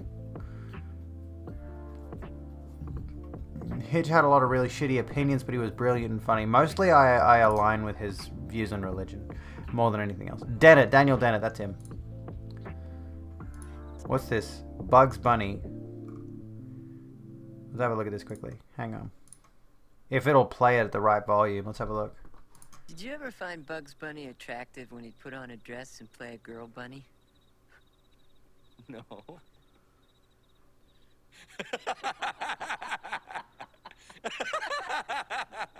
No. Neither did I. I was just asking. You probably couldn't hear it because I didn't turn the extension on again. His name was Theodore Otter Guy? What? Anywho, shall we continue? Closeted furries, the both of them. You heard it? Good, good. I'm not going to turn the volume up anymore. Anyways. British scientists don't like Richard Dawkins. Fine study that didn't even ask questions about Richard Dawkins. Okay, what? When was this? This was back in 2016. I got laser face hair removal. This is back from 2016. The investigation into science's public image didn't even ask about the atheist professor, but it got an answer anyway. British scientists who mentioned Richard Dawkins during a recent study seem mostly to dislike him, with some arguing that he misrepresents science and is misleading the public. Criticism of the British evolutionary biologist came up repeatedly in a new study looking at public understanding of science and how scientists feel that they are portrayed in the media, despite respondents never actually being asked about him. The research was published in a recent edition of Public Understandings of Science as part of a broader study looking at how scientists feel about religion. No, I didn't get laser pointer augmentations. I'll get to it, don't worry. Also, a tattoo. I got a quote for a tattoo. As part of the study, the researchers conducted a survey of over 20,000 scientists from 8 countries. In the UK, the researchers surveyed 1,581 randomly sampled scientists. They then spoke to 137 of them for in-depth interviews to see what they thought. Though Dawkins wasn't part of the interview process and researchers didn't ask about him, 48 of the 137 British scientists they spoke to mentioned Dawkins. Of those 48 that referenced him, 80% said they thought Dawkins misrepresents science and scientists in his books and public speeches, according to the study by Rice University, Texas. Other scientists did stand up for the evolutionary biologists, and the remaining 20% were positive views. One said that Dawkins has quite an important place in society because of his criticism of creationism and intelligent design. The study was funded by the Templeton Foundation, which has traditionally opposed Dawkins' work. I agree with this point. I'm very, very critical of the idea of creationism and intelligent design specifically, because obviously, rooted in flagrant falsehoods, there's no way to prove any of the notions behind the whole concept of intelligent design. Because the phrase intelligent design... this is not in the news. This is an old article. This is 5 years old. But the concept of intelligent design, for example, the reason it is phrased that way, it's the exact same thing that Scientology does. They try to legitimize themselves by using more modern language. Use creationism... creationism is like a still fairly, relevant term, recent term, so to speak. But, Scientology calls themselves Scientology because they come across seeming like they're scientific. And in the same case here, same with astrology. Astrology is a bunch of woo as well, but it's because, there's also astronomy, which is science. You got astrology so closely tied to it that some people conflate the two and thus give legitimacy to astrology. Thank you for the posture check. Last couple of years, Dawkins has been standing Christian theocracy. Really? Interesting. I know the eugenics thing, and I know he's transphobic as fuck. The stars never told anyone to hate gay people. True. Thank you, Magic, for giving a heck. Dawkins used to be married to Layla Ward, a super beautiful actress on the OG Doctor Who. They met via Douglas Adams. There you go. Yeah, as far as I know, he is transphobic. I've forgotten what exactly he said. I'll have to look it up. Some of the scientists interviewed as part of the exercise were religious, and so might be expected to take against Dawkins' often vociferous opposition to religion, understandably. But even scientists who didn't believe in religion at all said that Dawkins' work tended to overestimate the borders of what science can and should examine. Scientists differ in their view of where such borders exist, said David Johnson, an assistant professor at the University of Nevada in Reno, and the paper's lead author. And they may even view belief in a deity as irrational, but they do not view questions related to the existence of deities or the sacred as within the scope of science. And, fuck, I'm not reading all that. You get the point. Some scientists are like, He's gone real anti-Muslim and in doing so, saying that the UK should remain a Christian country headed by the Queen. What the fuck? When did he go so far off the rails, dude? But like the thing is, I'm staunchly. We went over this. I'm atheist for a lot of reasons, but it's important to note that if someone is Islamophobic, that viewpoint is influenced by Western propaganda on purpose. People are Islamophobic because they have been told to be Islamophobic. People who are Muslim have been routinely demonized, and their actions have been blown up to ridiculous proportions. But yeah, I'm anti-theist. I don't like religion. So yeah, the idea of him being pro-Christian is strange to me. I hadn't thought about that. So if anyone, I mean, by all means, don't stan religion. I'm an anti-religious person myself.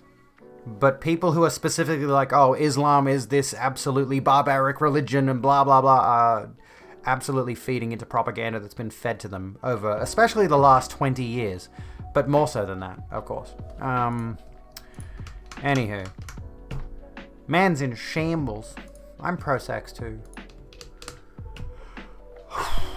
Anywho, let me have a quick look here. Because I need to know specifically. Transphobia. The Friendly Atheist is not so friendly. Damns Richard Dawkins as transphobic for comparing transsexualism with transracism. Here we go.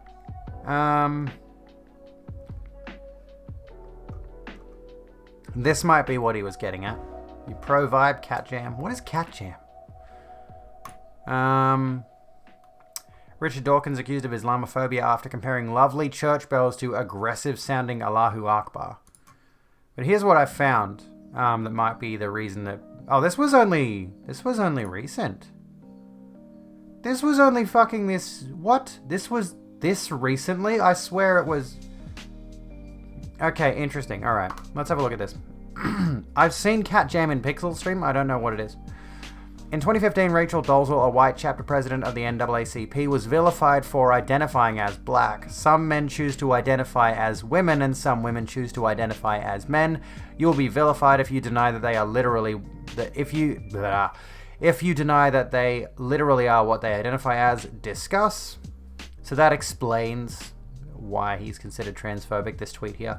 Which was really only 10 days ago? I could have sworn I saw this tweet ages ago, mate. The fuck? Anyway, I did not intend to disparage trans people. I see that my academic discuss question has been misconstrued as such, and I deplore this. It was also not my intent to ally in any way with Republican bigots in US now exploiting this issue. So that's the, and yeah, like there's been a bunch of people, quite frankly, denying the whole, just asking questions. Rebuking him on this whole some men choose to identify as women, some women choose to identify as men thing. This walking back of his viewpoints. How would that not be transphobic? Yeah, he knows what he was fucking doing. And then you got Isaac here saying, trans people don't choose to identify as anything, we simply are transgender, whether we like it or not. Frankly, as a scientist, I would expect better from you. You ought to know that sex isn't merely XX or XY, and people's concepts of gender are culturally influenced. Here's an idiot. That's exactly what they do. They choose an identity. No, they don't. Anyway, I'm going to hit another ad break, just so that we've got... Oh, actually, yeah. I was going to say I'll hit another ad break while I do my Be Right Back screen, so again, the pre-rolls are disabled. Maybe I won't. I don't know, should I? Yeah, what do we expect from the guy who says eugenics fucking works? He's an evolutionary biologist, though. This is the problem. We'll come back to this. We'll have this discussion in a moment. Just don't go away. We'll be back in a minute, folks.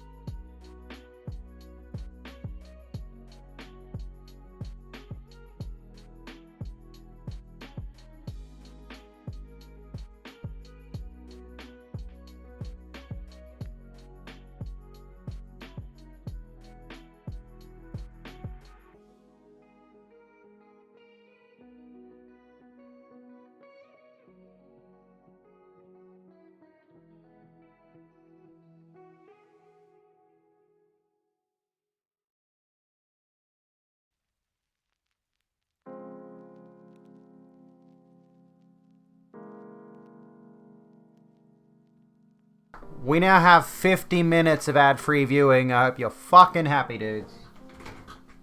Fuck yeah. I'll turn off the BRB screen in a moment. I'm just putting my socks on.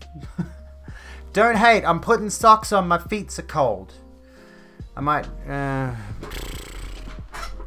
not gonna bother with the fucking cardigan. It legitimately looks like I'm topless. Holy fuck. Flashback on here. I flash back on here and all of a sudden, I'm just like, I'm looking at myself and I'm like, oh my god. The socks stay on during sex. Sex isn't merely XX or XY, but that is definitely... It's the standard based on the idea that they are essentially the opposite ends of the sexual spectrum, the sex spectrum. Not sexual, that's the wrong term. The sex spectrum. Because we do have to consider that sex characteristics are, of course, can be divergent from what we consider the norm. Have thick, fuzzy ones on. I've got merino wool socks, which are very, very nice and soft. I've had them for years, and I need to replace them at some point. Socks are like sex blackout. Tons of it about, but I can't seem to find any. I say I'm transgender, yet I am a fish. I will not explain. I refuse to explain myself to you. Anyway.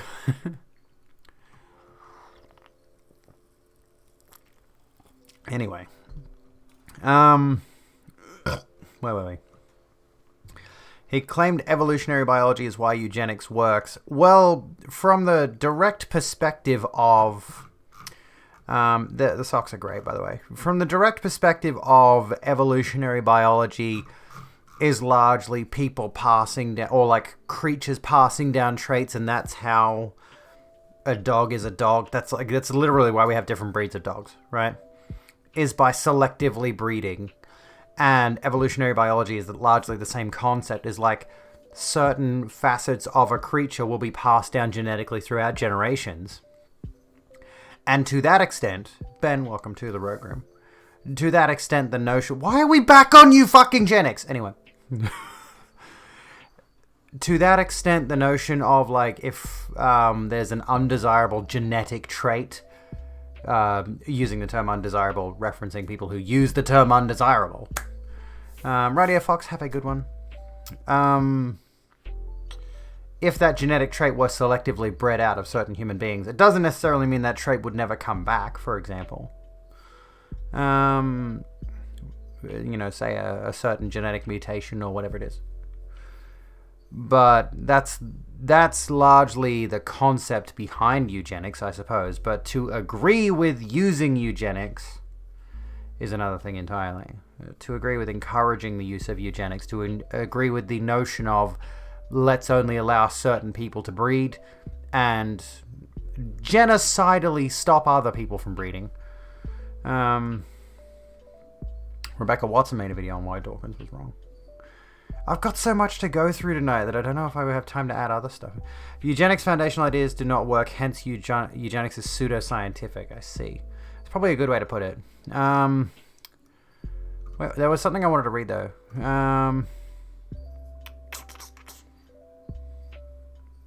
Personally, I have no issues with religion, political alignments, etc. You got a problem with the fundamentalists who take any one of these ideals and proceeds to perpetuate conflict and commit cruelty actions because of delusional nothing, that they are right, and thus anyone who doesn't conform is an enemy and less than them, which is a lot of people today. Walkman, welcome to the Rogue Room. How you doing?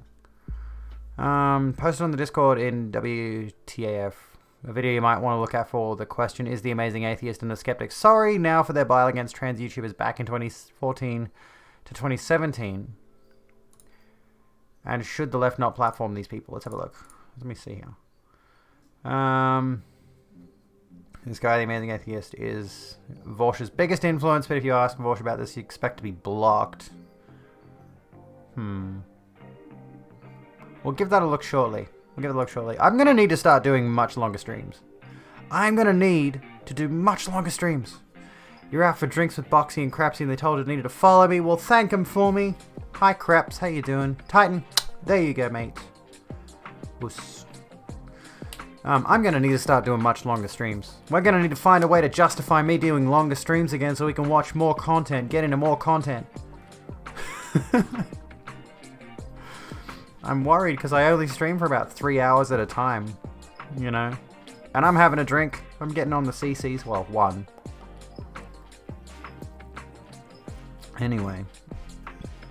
Schizophrenia literally is neurodivergence, though, in the sense that they are neurologically not standard, i.e. not neurotypical.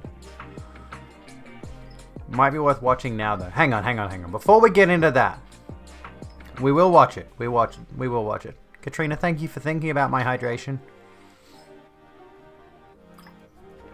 Hello, Crepsley. I love you too, you sweetheart. I'm glad you all love me even though my face looks like dog shit. I'm sorry I had laser. It helps with my dysphoria. Anywho. Stream marker. Let's talk about one of the things that absolutely fucking pisses me the dick off. This shit. Teacher had rape. Teacher had sexual relationship with a boy under 14 for 3 years until he called police begging for help. How often has this fucking happened where a news article has come out outright in... Look at this. Look at the pictures. Can we just start with the pictures? Before we even get into the article, let's begin with the pictures. Mugshot. Okay, fine. It's a mugshot. What is this pretty bullshit right here? What is her looking all happy and smiles and conventionally attractive? Fuck that photo off. Get it out of the... Don't show her looking happy. Don't show her looking excitable. Don't show any... Look at how many photos they've got. Okay.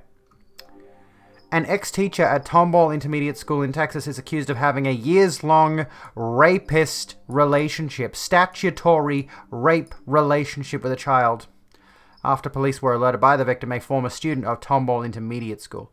So, this is breaking 9/11. Breaking 911, not 9/11. That's a different thing entirely. Yeah, like they're framing it like she's the victim of a murder. And they don't use it. This is the thing. They don't use it. They don't use the terms abuse. They don't use the terms rape because she's a conventionally attractive white woman. That's why they've done this. Okay? 31-year-old Marka Lee Bodine was arrested on Saturday and charged with continuous sexual abuse of a child under the age of 14. And like, look at all these pictures. Former Tomball ISD teacher appears in court. It was definitely a cry out for help. He had reached out to a school and reached out to the police department as well, so I think he just became overwhelmed with it and reached out to us. Thank fuck he was able to realize he was being abused. This is an abuse situation. Hello, story girl. Give me 2 seconds.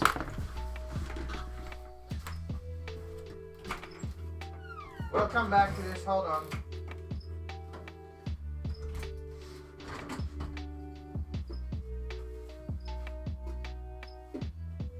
Where the fuck are they?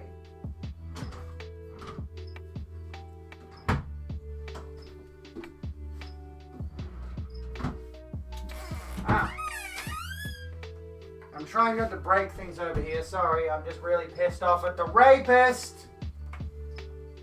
I don't like rapists. I don't know if you could tell. I lost my little finger gloves. My little handy glove things. Where'd they go? Anyway. I want my hands to be warm. I should just put my cardigan on that's literally on the back of my chair. Anyway, most of the investigation indicates it's been about 2.5 to 3 years, both social media, text, and other forms of evidence. And it does appear that this is one of those cases where grooming of the child was involved, no shit. In other words, getting the person to feel trusted initially. Excuse me. Our big concern from the police department right now is to ensure that we have all the evidence of this case, but to ensure there's no other children involved. Tomball ISD officials issued this statement. Tomball ISD is aware of an allegation of an inappropriate relationship isolated between a teacher and a former student who does not currently attend Tomball ISD schools. Once notified of the allegation, the district immediately began an administrative investigation. The employee was then placed on administrative leave, resigned, and is no longer employed with Tomball ISD. The Tomball Police Department, along with Children's Protective Services, were notified immediately and are conducting independent investigations. Any and all employee misconduct allegations are taken seriously and are investigated thoroughly and promptly. The safety of our students in Tomball ISD is our number one priority, and any substantiated allegations of employee misconduct will not be tolerated. The district will be providing appropriate social and emotional support to students and staff. We ask that the media and public respect the safety and privacy of the campus community. Bodine has since bonded out of jail on a $100,000 bond. So, again, we come to this situation. This has happened numerous times throughout the past few years. You've seen it time and again. The situation of when it's an attractive woman, conventionally attractive woman teacher, they don't phrase it as... by the way, Caden, welcome to the Rogue Room. How are you? Magic, did I flip you off? I think I did. There we go. Anyway, I don't know. The situation of when it is a conventionally attractive woman teacher, it's framed as a sexual relationship, which plays into that whole notion that teenage boys have of like, ooh, I've got a crush on that teacher. We're going to sleep together. You know, 14-year-old boys really love the idea of fucking their hot teacher. And news media like this perpetuates the idea that that's a good thing. You know, seeing this kind of shit, and there's been numerous dodgy fucking movies about the exact same concept, perpetuates this idea that literal child abuse is a very cool and hot thing. It's like, oh, my hot teacher is attracted to me. We're gonna do the sexing. And these kind of news articles where they frame it as a sexual relationship instead of what it actually is, which is statutory rape, perpetuate that bullshit. And that's a fucking bad thing. And we absolutely should not be allowing this to continue. Anytime you see this shit, call it the fuck out for what it is.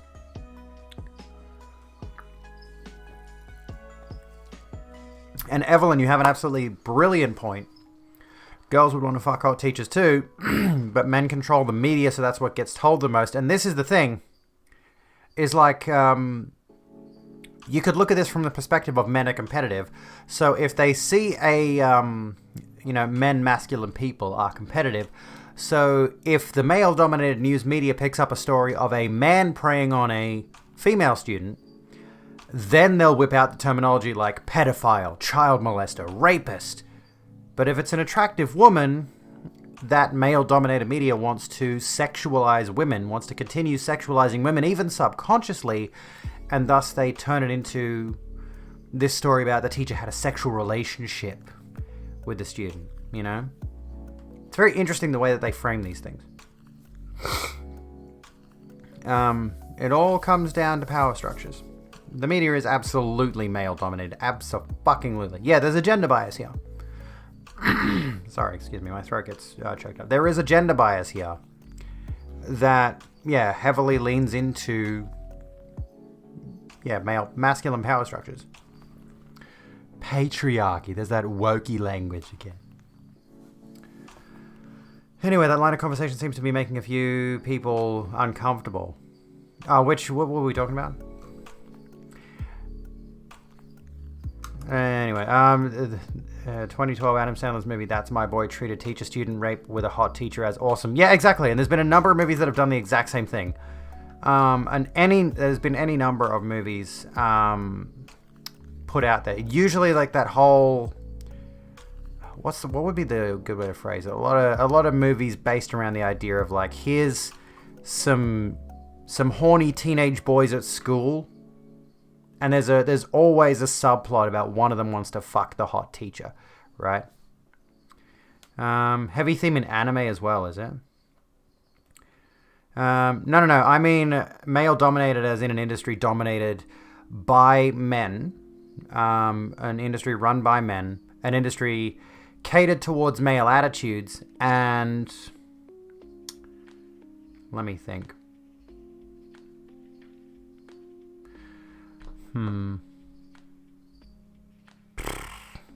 I can't think. Sorry, I can't think. I think you get, men control these boardrooms. People like Jordan Peterson do acknowledge this, but say it's because women are just biologically inclined to speak up less for promotions, etc. Do we want to consider Jordan Peterson's opinions, though? The attitude is shifting in some ways. You remember finding a couple of your teachers hot in high school? Yeah, like, there is that to consider. And, like, I certainly did. But the idea... Yeah, Peterson is scum. But the idea is made that the attraction of the child should be justified by their crush. Let's call it, like, you know, a schoolyard crush. Well, not a schoolyard crush. That would be like, you know, having a crush on someone who's in the same class as you. But if a school child has a crush on their teacher, by putting out news articles that will call the teacher saying they have a sexual relationship rather than calling it what it is, which is rape, what they're then doing is putting the idea into the heads of kids. You know, a 14-year-old having a relationship with an adult teacher, a person in a position of authority. We haven't even gotten into that problem yet, which is that a teacher is specifically an authoritative position. They have control of the situation. You know, all of this is a very, very dense, murky, very bad situation to be in. And anyone who is a teacher who is preying on a student for the purposes of a sexual relationship, it's not just about the sexing, i.e. rape. It's also about control, manipulation, the power dynamic. The student finding the teacher attractive is sort of normalish, but the teacher needs to be an adult and not act on it. Exactly. And that still applies with university students too. Like, if you're an adult university student and you are attracted to your teacher, even though you are both adults, there is still the power dynamic you have to consider. You know. Science based on flawed metrics is flawed unless you're going to develop the argument to provide something scientific. Move the conversation on. Agreed. Just wait till years after high school to fuck your hot teacher like Emmanuel Macron did. And that's another thing, is like, we've seen situations where a teacher has groomed a child from a young age and only hooked up with them after they've graduated school, which is another situation entirely. No actual sexual contact happened until the child was of a certain age, and then all of a sudden they start pursuing a relationship, which is a very, very, another very dangerous thing. It's further than that, there's an archaic norms of child abuse still reflected in modern society's laws. In your country, the legal age of consent is 16, but you have to be 18 to watch porn. Well, the interesting thing there is, if the legal age of consent... Common Girl, thanks for the host. If the legal age of consent is 16, you also have to consider, is that the age of consent for people under the age of 18? Can a 16-year-old sleep with other 16, 17, and 18-year-olds, but not a 19-year-old and above, sort of thing? You know, there are laws around that whole situation where it's like, yes, you're legally allowed to start having sex at this age, but you can't sleep with anyone over a certain age. The only good version of this is that a teacher and student meet up years later in adulthood and pursue a consensual relationship. Yeah, like, if that happens, which would still be fucking weird, but if they had no prior, you know, emotional closeness, if there was no manipulative scenario, if there was no grooming, and, you know, Taylor, when he's 25 years of age, goes into a bar and he sees Mrs. Robinson. Why did I use Mrs. Robinson?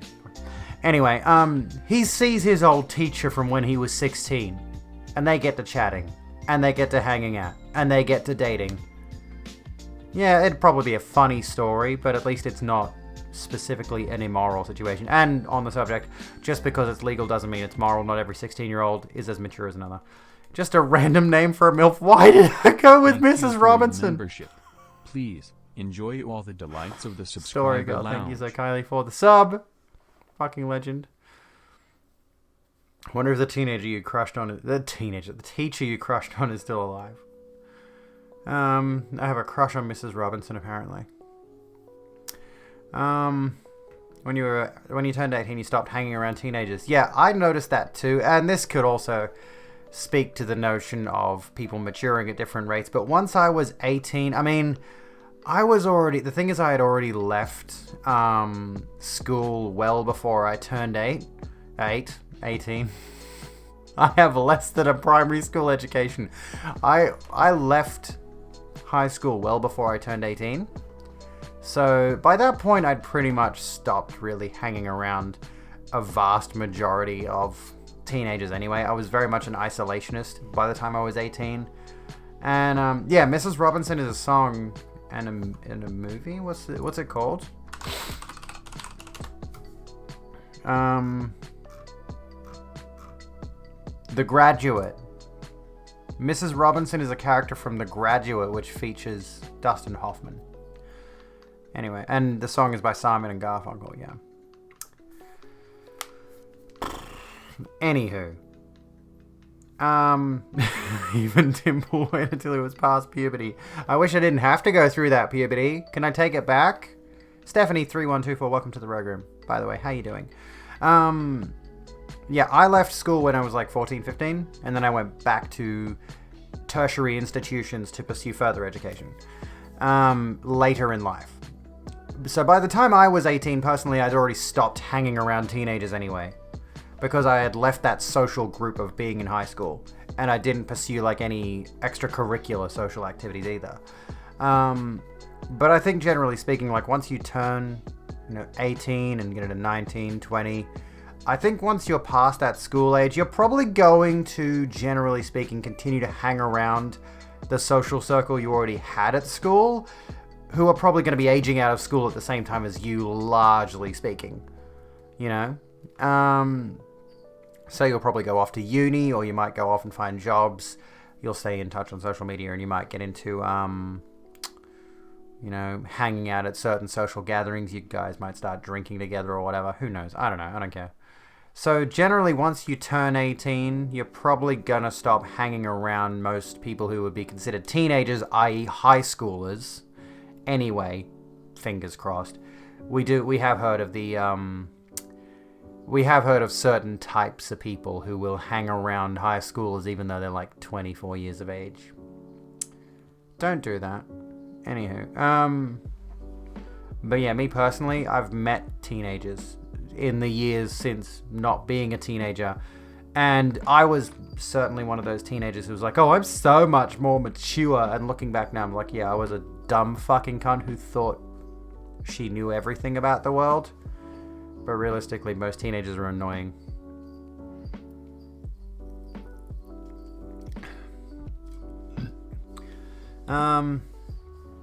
And centrists don't, yeah, exactly. I'm not like the other teenagers. I left school in year 8. Oh, goodness. Anyways. We're done with the sexual relationship thing. We're done with that. I actually got reminded of that male teacher you crushed on semi recently because of a video game character reminded you of him, which got really problematic considering it was Mr. Jefferson in Life is Strange. I have not played Life is Strange yet. I haven't played all the gay games. I haven't played all the queer games. I know Life is Strange is not explicitly queer, but it's one of those games that a lot of queer folks tend to use. Same as Undertale tends to be one of those games where it's like, yay, queer stuff. Why are we starting? What are arguments going on in chat? I don't even know what's going on in chat at the moment. But yeah, I have not played Life is Strange, so I don't know who Mr. Jefferson is or what his deal is. But I know a few people. There's someone I follow on Twitter who mentioned that Life is Strange cracked their egg. It's interesting. I might buy Life is Strange is free. I think the first episode is free.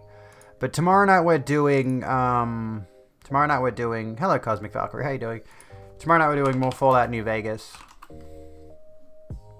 But you can get the first episode for free. So I may give it a crack. We may make it the next game that we play on stream, perhaps. Might give that a look. I've heard it's good. Also, there is a $491 Eidos Anthology bundle that you can buy if you want to do that. I'd rather not even say those 3 words out loud on my stream, beginning with the word fuck. I don't even want to see that phrase in my chat, honestly. Completely unironically. I don't want to see that phrase, period. Just don't say fuck a T word. I don't want to see that phrase in my chat, period. I will ban it if I have to. Even though I know we were just having this discussion. Those 3 words in that sequence, no thanks. Very fucking awkward. Anyway, had a mad hot art teacher. She mentioned having a boyfriend once and the hearts of all the boys in the room just visibly sank. Oh no. Didn't people lose their minds over The Last of Us 2? Didn't even turn out. What? No, she said that again. Fuck a tiger, yes. Don't fuck a tiger. Never lost contact with your high school teacher. Kept in contact for just over a year before having a relationship. Oh, there you go. Hiya, Nurse Topher. How you doing? Did someone say that? Pre-warning. Pre-warning. Well, Catalina said it, but like pre-warning to anyone else. I don't want to hear the word fuck, and then the word teenager. I don't want to see it in my chat. We do not. I mean, I know that the phrase, in the context you were using it, I get the point you were making, but generally speaking, I just don't want to see that sentence. It makes me very uncomfortable. One of the funny elements in Pineapple Express is the lead character dating a high school girl, and in the audio commentary they said they put that in as to make the lead instantly unlikable as the type of adult dealer in grass who hangs around school. Yeah, that's the thing. Learn another... Yeah, the word you can't say, which is a brand name. Unfortunately, not every audience member would agree. Yeah, that's the thing. That's the problem with... We were talking about this idea a little while ago. Well, we were talking about it yesterday, I think. The idea of, just because you make a character explicitly unlikable doesn't mean the entire audience is going to look at that thing as unlikable. Again, we come back around to the Rick Sanchez thing, and we come back around to the characters like Cartman in South Park. Again, Filthy Frank. You make a character who is unlikable, and someone is going to think that character is likable. The Joker. Joker's not supposed to be likable. The Joker is an abusive fuckwit, but because he's got that very... edgy, somewhat anarchistic attitude. He's Al Bundy, yeah. Homer Simpson. A lot of people like Homer Simpson. Peter Griffin. There's a lot of just wankers. A lot of real wanker characters, and the point is you're not supposed to like them. And what I've heard of The Last of Us 2, I think I've had most of it spoiled at this point by Nakey Jakey's video. It seems like it's one of the... I think Nakey Jakey specifically outlined in the video that The Last of Us 2 is a game that makes you suffer. And I just don't want to play it for that reason. I enjoyed the first one quite a lot. I quite liked The Last of Us Part 1. But I just don't want to go through The Last of Us Part 2 if it's a game that makes you suffer every step of the way. I just can't deal with that. I want to play video games to escape.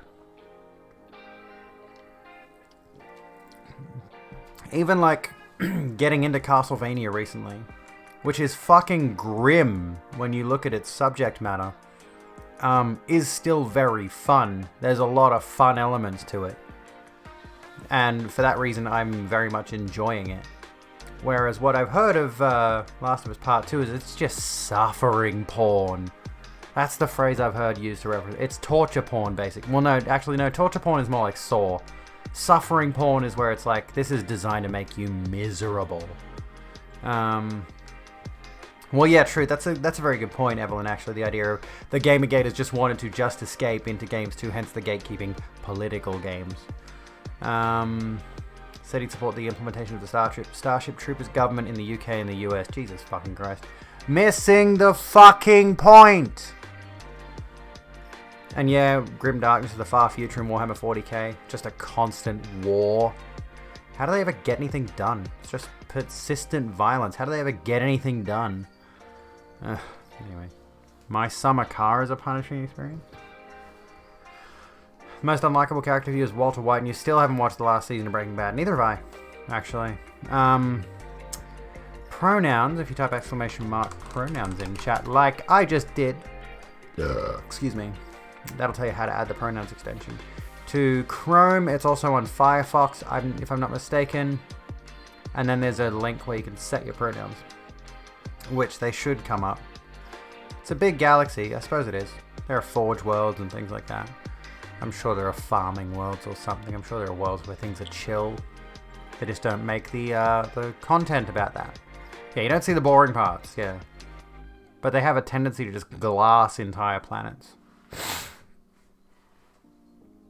Yeah, when making an unlikable character, you need to ensure total clarity of intention, like with satire. Otherwise, the audience might miss it to varying degrees. Exactly. That's one of the issues that a lot of people have with this kind of things. And things were getting done before Horace decided to be a traitor or a scumbag. I feel like it's disingenuous to talk about this without Plotsky present. Plotsky was going to have this conversation with me about Warhammer 40k. We never got around to that. I'm so bad at organizing like collab streams and things. Nigel Farage is now doing adverts about investing in crypto. Ugh. Oh, you don't need to shut up about it. I'm joking. I don't care about Richard Dawkins anymore. Can we fuck him off? From what you know of Warhammer, they got to a Star Trek level of civilization, but then a load of elves murder-fucked a god into existence. Okie doke. Let's get rid of some articles we've already read. Also, it's the 20th day, not the 19th. Well, no, fuck off, Richard Dawkins. Yeah, he is a wanker. We've discovered that. Let me have a look here really quickly. There was this thing.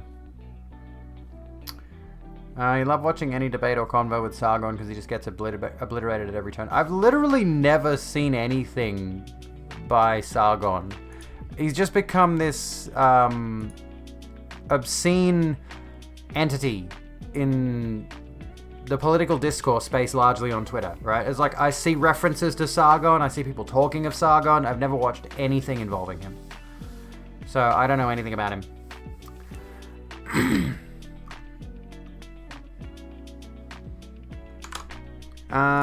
But here's the thing. Do we want to have this discussion? I don't really want to have this discussion. Dipping into obscurity, we can ignore him now. Yay.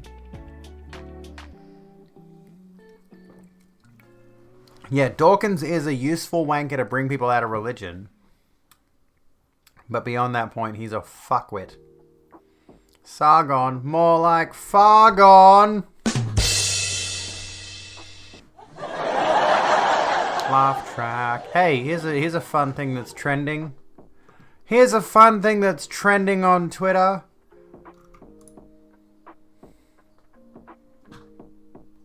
Mortal Kombat. Mortal fucking Kombat. I need to see this. There's no way that I cannot see this movie. I need to see this movie, mate. I can't not. I'm just gonna simp for Mortal Kombat at the moment. Look at the logo. Dude. Can we talk about that? Oh no, hang on. Open a new tab. Can we talk about that fucking logo? Look at that piece of art. That is that's Jesus Christ. That's fucking good. That's so good. I mean, the 1995 Mortal Kombat movie was good. Was certainly good for what it was. However, what intrigues me about this one is it looks incredibly faithful to the source material and it's got the gore, which is what I'm here for. I am here for Mortal Kombat level gore. Thank you kindly. That's the reason I'm going to see it. I didn't see the internet series, no. I heard about it. I heard it was good. My arm is itchy. Why is my arm itchy? Here's hoping Sub-Zero beats Scorpion and pisses everyone off. I get the suspicion that Sub-Zero dies in this movie. Because I haven't seen it. Again, don't spoil it, but I get suspicion. I get the suspicion it's probably Bi-Han? Whichever one turns into Noob Saibot. I get the thought that he's going to die off in this movie and they're going to do a sequel and they're going to bring in the other Sub-Zero, which is the main Sub-Zero, and the original is going to be Noob Saibot. Either that or Noob Saibot's already in this movie. Could be. Don't know. Yeah, the trailer looked good and they're using actors that look like their roles. It's fucking sick. Faithful to the words and ideas of that high literature that it's based on, I know. Imagine thinking for a moment that Mortal Kombat had any sort of deep canon to base a movie off of. It's just quite literally a bunch of really cool, iconic characters beating the shit out of each other, and most of the time the writers at NetherRealm Studios have not given much thought to the idea of plot consistency. So as long as it's a fun action adventure, I don't fucking care. Honestly, I'm just going to watch it for the sake of it's Mortal Kombat, that's it. It looks interesting, it looks faithful, it looks fun. That's all I fucking care about. You know? Mortal Kombat has never taken itself seriously. That's why I love it. Yeah, fanboys complain when the lore of the dumbest shit is not respected by Hollywood. Hello, holographic girl, how's it going? What's going on? How's it hanging? We're gonna do a thing now. I've never done this kind of thing before. For anyone who's not aware, calling you out, Destiny the streamer. That's who the Omni-Liberal is on Twitter. You might have seen this tweet already. If you mislead someone relating to your sex organs and discover it as you're engaging in sexual activities, that's tantamount to rape. Now, this is in response to this. Trans people should disclose that they're trans, says Venus Thigh Trap, in response to this girl. How it started, how it's going, some DMs, they get together. And then this person responded, as it should be, disclose that you are trans and let the man/woman decide if they want to continue getting to know you, which is entirely an unnecessary thing to state in the first place. And she says it's starting. It's kind of basically outright transphobic tripe. And then, this is the thing, right? Is he's gone to the utmost conclusion. Like, this is my take on this, just at a glance of this tweet. Oh, I just muted my PC audio, sorry. At a glance, what Destiny has done here is he has immediately jumped to the conclusion that trans people are misleading people to the point that they're in the bedroom mid-sex, mid-having a fuck. Muting won't make the tweet better, sorry. But it did mute the music. Anyway, you know, yeah, 99% of dating profiles say they are trans if they are trans. And yet, quite frankly, as you've said, Katrina, this is literally defending the idea of trans panic. That's what this is. It's defending the idea of trans panic. Yes, right-wing cope, not right-wing cape, right-wing cope. They post a bunch of memes about right-wingers. Like this kind of shit. Trumpists doing this kind of, like, follow right-wing cope. They're a great account. Anyway. What essentially he's doing is he's inferring that trans people, what they're doing is they're getting into the bedroom, they're getting down to business. Maybe the lights are off, they're getting naked, they're doing a fuck. And then all of a sudden, it's revealed that the transgender person is a transgender. And then he is suggesting that that is rape. And what he is trying to do there is he is tying the idea of rapists to transgender people. That's essentially what this is. Which is the trans panic defense, which is the idea of someone who is trans trapping a cis person. Wish you could do a fuck. Hey, I'm an autistic person and my body... I'm not saying that. I'm an autistic person who has done at least a single fuck. I think cis people need to warn us that they are cis. And here's the thing, like, generally speaking, and yeah, the panic defense is still valid in a bunch of states, it's fucking ridiculous. And it's entirely predicated on the notion that a trans person is going to mislead someone to have sex with them. And in this circumstance, what Destiny is doing here is encouraging that very attitude towards transgender people.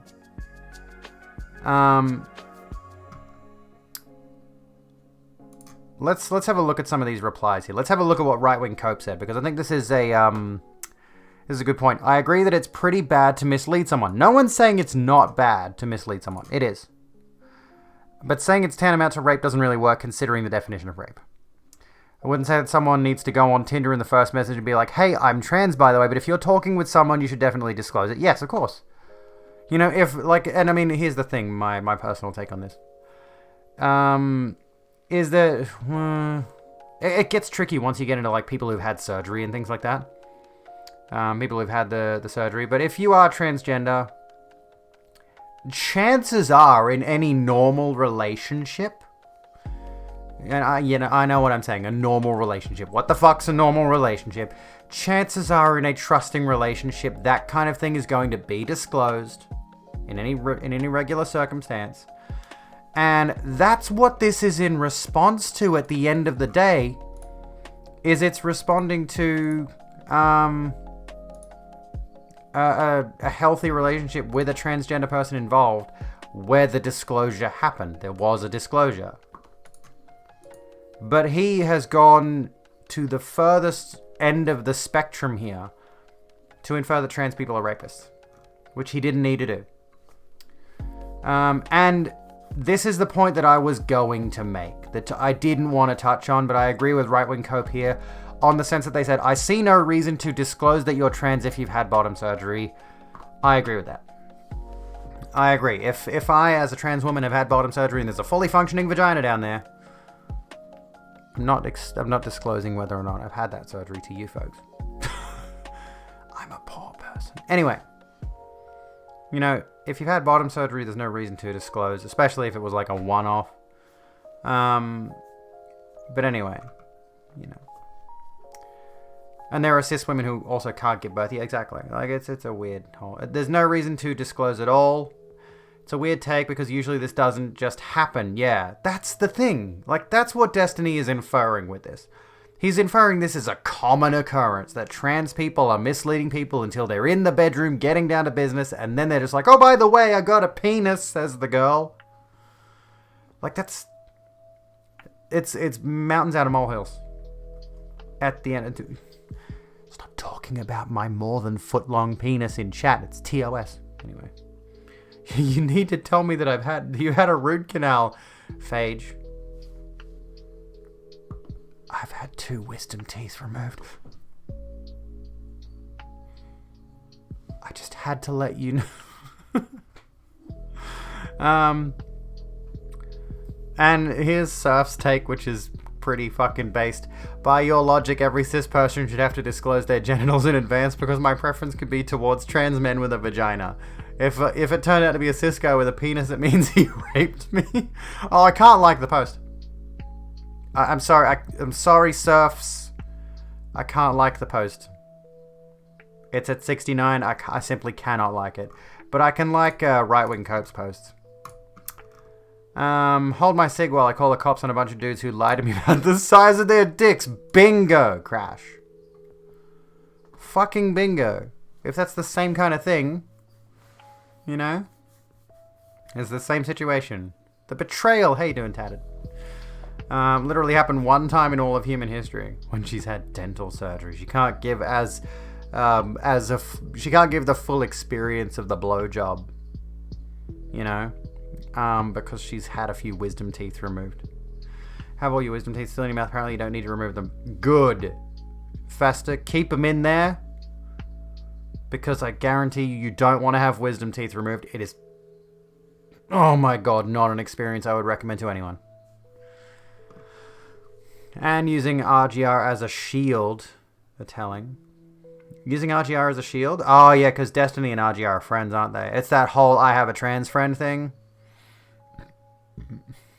I don't know about the interpersonal relationships of political Twitter. Don't get me involved. I don't want your drama. Fuck off. Riley Grace Rochon. She's a lawyer on the subject of this. And I don't know if she's said anything specifically. I think she may have. But this feels particularly pertinent to her very own research and content. Riley Grace Rochon has been someone who has been pursuing shutting down the trans panic defense. So you would think she would have some kind of a spicy take on this. Let's actually have a look. I think she did say something. I think RGR did say something. Here we go. Here's her response. People in my community are asking about my takes on the recent Destiny arguments. A lot of the discussions don't seem to have been productive. Here is a short summary of my thoughts in legalese. Even if the average reasonable person has certain expectations for people to have certain genitals going into sex in society now, and therefore someone should disclose if they have genitals that goes against that expectation, that is probably not the ideal, and people are conflating descriptive and prescriptive ideas. Even if we want to get into a society where people don't have these expectations, it's important to recognize that's not the society we live in right now, and to not punish people having expectations currently typical in that society. 2. Even if it is wrong to not disclose this idea right now since people currently have these expectations, we may not want to define that as rape. I know that Destiny said discovering that someone has genitals would not justify killing that person on its own, but it may if the other partner wanted to stop after discovering that and the person with the surprise genitals continued. It seems like the rape there is the fact that the other partner wanted to stop rather than the discovery itself. For example, it could be possible to discover surprise genitals. I'm trying not to giggle at the phrase surprise genitals during sex, and the other person could see it as a positive. We probably would not label that as a rape because they want to continue the encounter. It just seems simpler to label rape as forcing a sexual encounter to continue despite A, one party wanting it to stop and expressing that clearly, or B, the other party being unable to provide continuous consent, for example, being unconscious, intoxicated, etc. And classifying this as one thing which could cause a party to want to stop rather than conflating them as the same, since it could conceivably justify murdering that person, a la trans panic defense / voluntary manslaughter, or arguing that someone can be justified in killing someone if it is done in a 1, heat of passion, 2, caused by sudden provocation, 3, that would lead to an average reasonable person to do the same. Does that make sense? Does that make sense? There we go. I think after getting feedback, also going to... here we go, she's added something here. After getting feedback, I'm also going to amend my statement to specify continuous informed consent. There we go, because I think earlier she mentioned just continuous consent, continuous informed consent. There we go, that's the clarification there. There's RGR's take on it. Someone who has intimate knowledge of the panic defense. So yeah, that's relevant to the overall story. Transpanic apologia is disgusting and violent. Everyone engaged with it needs to be hit with Timmy Mallet's mallet. I agree. Yeah, indeed. And yeah, my pronouns are she, her. You can literally type !rogue in chat if you want to know a bit about me. You can also type !pronouns in chat if you want to know how to display your own pronouns. And my genitalia is none of your fucking business. Anyways, you've gotten a disappointing lack of surprise genitals in your life. I know, it's... Where's the surprise genitals? The locked character, welcome to the Rogue Room. How you doing? I want more surprise genitals in my life. What? I also want more surprise subs in my life. We're 7 subs away from the sub goal. I feel like I have been stripped of my power and privilege. I was well over 200 subs before the weekend, and then I took 3 days off and I was down to 140. Oh, the pain. No, it was 135, I think. The pain. But we've climbed back. We've climbed back. A mod put you on timeout, no real purpose. That you were getting a bit heated with your discussion and people were a bit over it. But let's try to keep things less argumentative in chat if we can. Sorry to get those questions. It's alright. I expect it at this point. I want more surprise genitals as long as there is no need to physically interact with them. True. I'm not Rouge. You can read. That is the Rogue Room. If you're expecting it to be shaved and it's not, then Destiny's gonna call you. What's the point of being a femme fatale if you don't have some surprises? What is this outfit if not femme fatale as fuck? Rogue. Rouges are overpowdered. He is very pro-capitalist from what the Raguru. Don't you start. Yes, what I hear of Destiny is he is very pro-capitalist to the point where he was defending shooting the protesters during the BLM protests. The night goes well. The night has been fun. I've had a good day. I got my laser done, which means my face looks like shit. I hate it. I can't wear makeup until like maybe Thursday night, so tomorrow I'm probably going to still look like garbage. I'm wearing eyeshadow, but you can't really tell. It's pretty subtle. I actually look like... I look like I have sunken eyes, like I haven't slept in a few days. It wasn't the intent. I look like crap. I've got this patchy, red, awful nonsense, and I look like I've been punched in the face. Lasers go pew pew. I'll let you know if I get superpowers. It's 4:20. It is 4:20. Although we were discussing the notion of people being sober at the start of the stream. Pre-roll ads are on. No, they're fucking not. We're running an ad break, folks. If you're not already subbed, please hit that sub button. You get to skip the ads, but we are running an ad break so that we don't have ads for the next 32 minutes. I'm trying to stay on top of that so that we can prevent people from coming in and just seeing an ad right off the bat. We don't want that. Okay, so we're running ad breaks nowadays. I fucking hate it. I don't like it. But every ad break that I run stops ads for half an hour. Shit. DeRooster, how you going? Welcome back. You can be civil without being chummy. That's true. Damn ads. You're not subbed. Hit that sub button. Do I have a favorite makeup brand? At the moment, I mostly stick with cheap Mortal Kombat. Fantastic. At the moment, I mostly stick with just whatever's available. So I haven't really gotten too deep into makeup just yet. But I do tend to use a lot of BYS, a lot of... What have I got? I don't know what I've got. I do tend to use a lot of BYS. Is it BYS? ELF. BYS is alcohol. I do tend to use a lot of BYS. Oh no, BWS. No, yeah, BYS is a makeup brand. I'm an idiot. BWS is beer, wine, and spirits. Of course I would know the name of a liquor chain. Anyway, let me think. I use BYS, I use ELF. I've got a palette that I just bought today, which I was meant to show Jacinta, but I forgot. This is by... I don't know who this is by. This is the Nude 3 palette. This is what my eyes are wearing at the moment.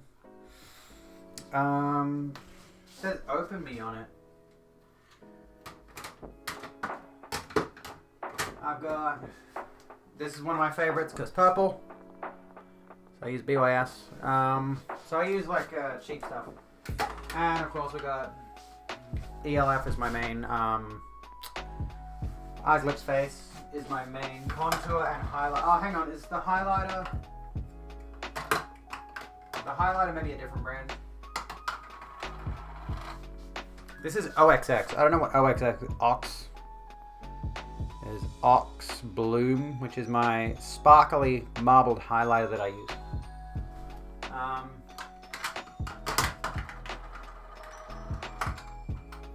And then Jacinta got me this. Center Stage. This is my mascara. I use this almost every day. Mostly because my friend cares about me and she bought me a present and I want to use it so that it doesn't go to waste. Anyways. Everything's nude about me. Yes, indeed. Look at this nude clothing I'm wearing. I hope I don't get banned for wearing something that's just a little bit risque because of the color scheme. Because it's fucking pink. Alright, it's pink. It's paint. Anyway. Need to get better at makeup. Here's the secret to getting better at makeup. Learn a certain technique, then do it every fucking day. That's literally what I've been doing. And I really should have taken the time at some point today to clean my brushes since I know I can't use them. I'm going to try to do that tomorrow because I won't do makeup tomorrow night either. I'll wait until Thursday before I get back into doing the makeup. I'm not doing the hot tub thing. Fuck no. Can you imagine? We've already got the drama around just cis women. Oh, hang on. Ren, we'll come back to that topic. That's a good topic, actually. Anyway, can you imagine the drama that would arise? You know, we've already got cis women in hot tubs on Twitch. That's caused Twitter to have a fucking meltdown, of course. Can you imagine if it was a trans girl in a hot tub? It'd be ridiculous. If I got like thousands of views. So one of my thoughts on the whole Days Gone Direct to going, if you want more sequels, buy the fucking game at full price. My personal take on that is the fact that it completely dismisses people who do not have the income to buy games at full price, i.e. yours the fuck truly. There's a reason I don't play the newest, hottest, and spiciest games on release. I just don't do it because I don't have the income for that, and so too do a lot of other people not have the income for that. Maybe the fact that the guy who made that statement should consider the fact that games are just too fucking expensive to make at this point. And maybe consider the fact that Days Gone is at best an 8 out of 10. Sorry to break it to you, bloke, but zombie games aren't that fucking interesting. I don't care how good people think it is. Zombie games are fucking dull. I'm done with the concept. But yeah, 60 to 70 bucks is a lot of money. Here in Australia, PS5 games are $130 on release. I'm not paying that shit. I don't have a PS5, but I'm not paying that shit. And yeah, a lot of games nowadays want you to pay full price for something that is unfinished or broken at release. Why should we be paying that? Check out your link. What is your link? $130 is a ridiculous price. It is. Hello, Combi. What is this now? Uni is fucking over. Classic look to a makeup tutorial. Okay. I don't want to do makeup tutorials at the moment. Yeah, kind of ironic that, isn't it, Solace? Every time you think the zombie craze has died down, it comes back to life. But yeah, the ridiculous notion that we should be expected to buy games on release. Makeup tutorial and a lefty lecture. I'll save that link and I'll watch it later. Hang on. Let me put it on my watch later list. Save. There we go. To watch later. Bingo bango. There we go. Give that a crack when I got the time. We don't need Riley Grace Rochong's tweet anymore. Excuse me. I've got laser red on my face. My face is really sticky. Almost every single person knows that every single game that gets even the tiniest hint of praise will get a complete edition that will be the game and all the DLC and all the patches and bug fixes for at least half off. Yeah, exactly. So basically, fuck off. And the thing is, if your game is good enough to warrant a sequel, again, games are too expensive to make. Games are too expensive to make, especially big name, big budget titles that are, for example, owned and operated by Sony or whatever it is. Things like Spider-Man, Horizon Zero Dawn, Horizon Forbidden West, obviously. God of War, all of these big budget, especially Sony games, obviously. It's like, yeah, the cost of games has gone up so obscenely because the games themselves cost so much to make so they can justify raising the price. And people are making less money these days. You know, the price of games themselves is only going up by like $10 in America, 60 to 70. But a lot of people are making less money than they were 10, 20 years ago. You know, games have sort of sat at that $60 price point for a while, but people, like, average income has not increased. People are making less money. So games are getting, like, the mainstream AAA gaming industry is being priced out of people who are not making as much income. And buying indie games is, in some ways, prohibitive because you don't have the kind of library that you would have on PC on other systems like PlayStation, Xbox, and Nintendo. Switch, whatever. Curious about the laser. How many sessions did I have to do before I saw results?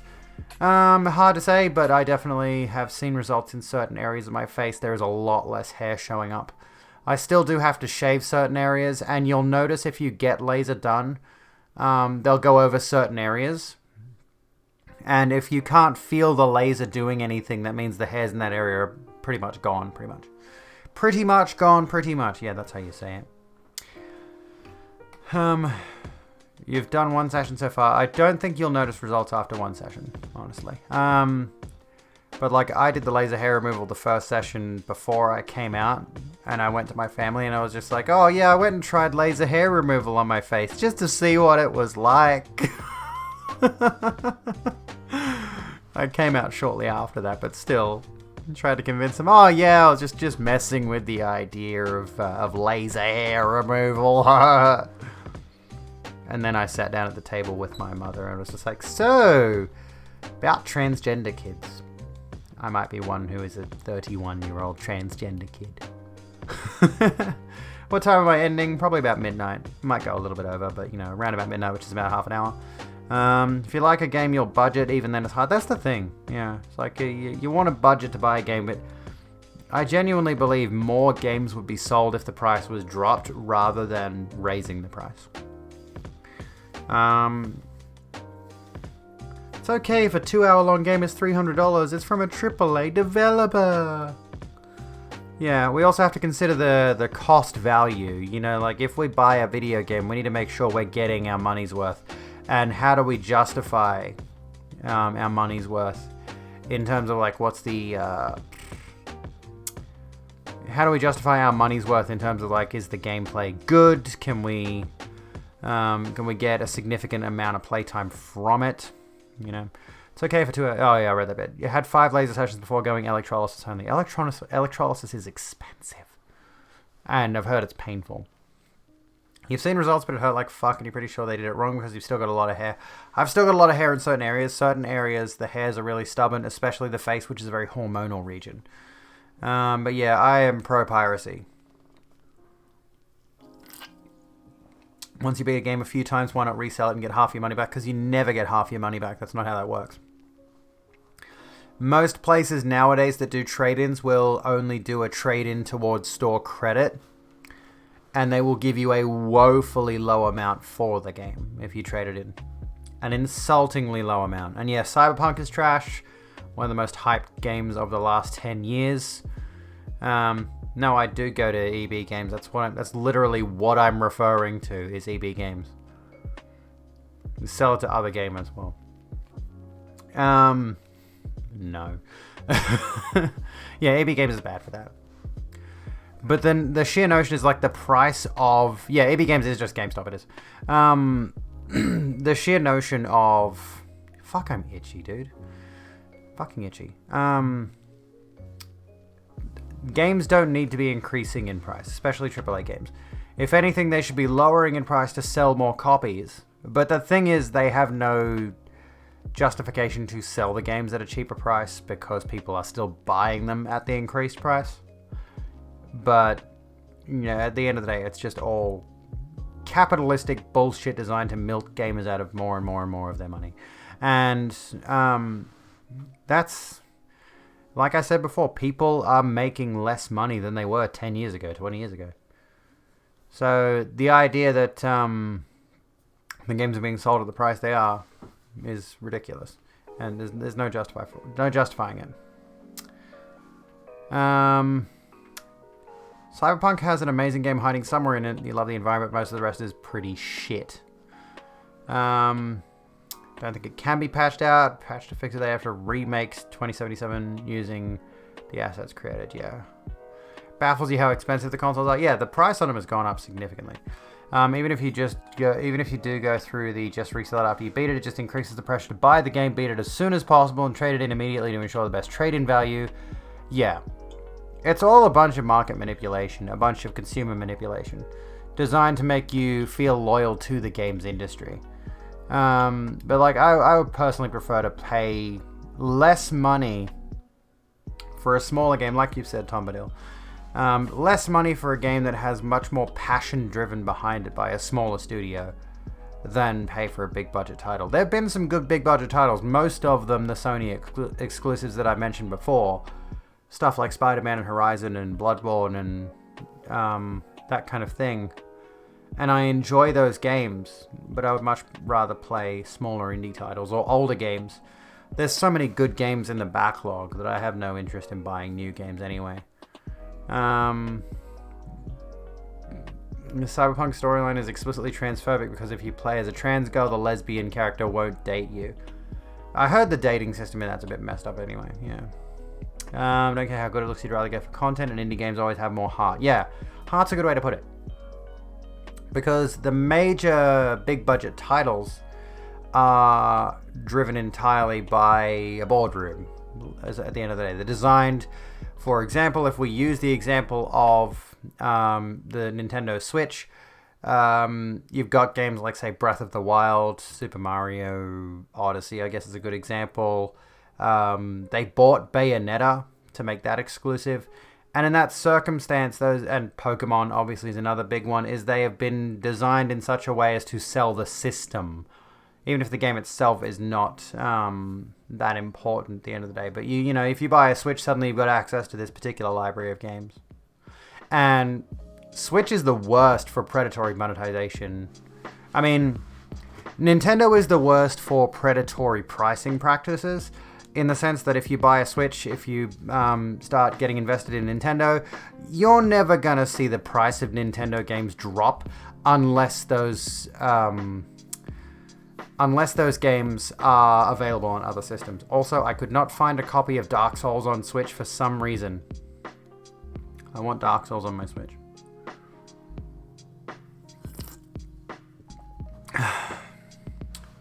I think they want to increase the price not because it's getting too expensive, but because they can simply do it for the type of consumer zombie society we have going that never questions anything or refusing to be compliant. Exactly.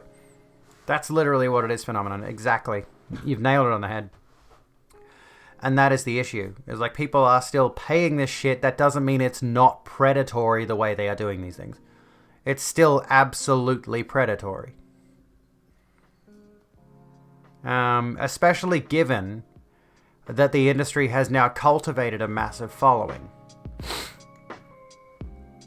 You know, the games industry has had a long time to generate people who are invested in it, and now that they've got those people by the hook, they've got them essentially addicted. It's easier to just keep ramping up the price because they know people are gonna pay it.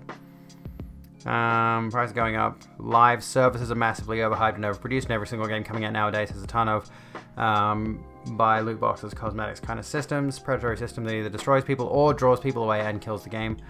And where was I going with this? There was another point I was going to add on to that. Let me have a look. Pre-order bonuses have kind of... Are they still around? I've kind of noticed that pre-order bonuses are not as much of a hype thing anymore. Maybe I'm wrong. I haven't seen too much of it recently. They're still around, but they haven't been as much of a focus of the discourse. I think even the way... Yeah, the fact that kids are being lured into it is probably the worst thing out of the whole situation. Is that these kind of practices, this kind of monetization is preying on kids, especially, and the parents of those kids. You know. And yeah, obviously people dump all their money in GTA Online, and that's another issue. We talked about the concept of preying on people who have gambling addictions, for example. People who get really heavily into...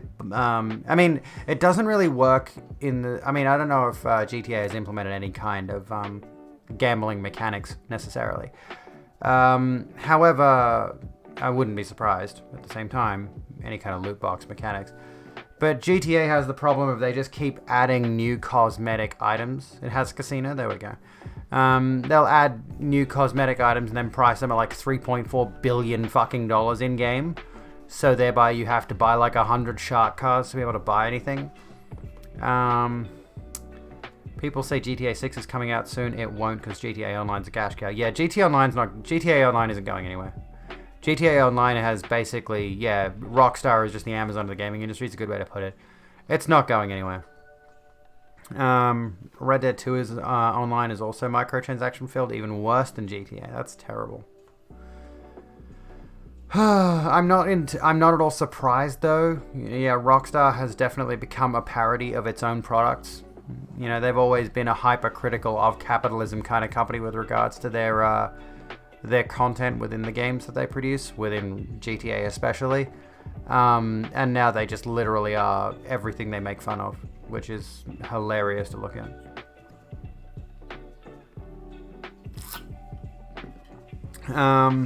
If the company wants you to gamble for any part of its product, walk away. Yes, exactly.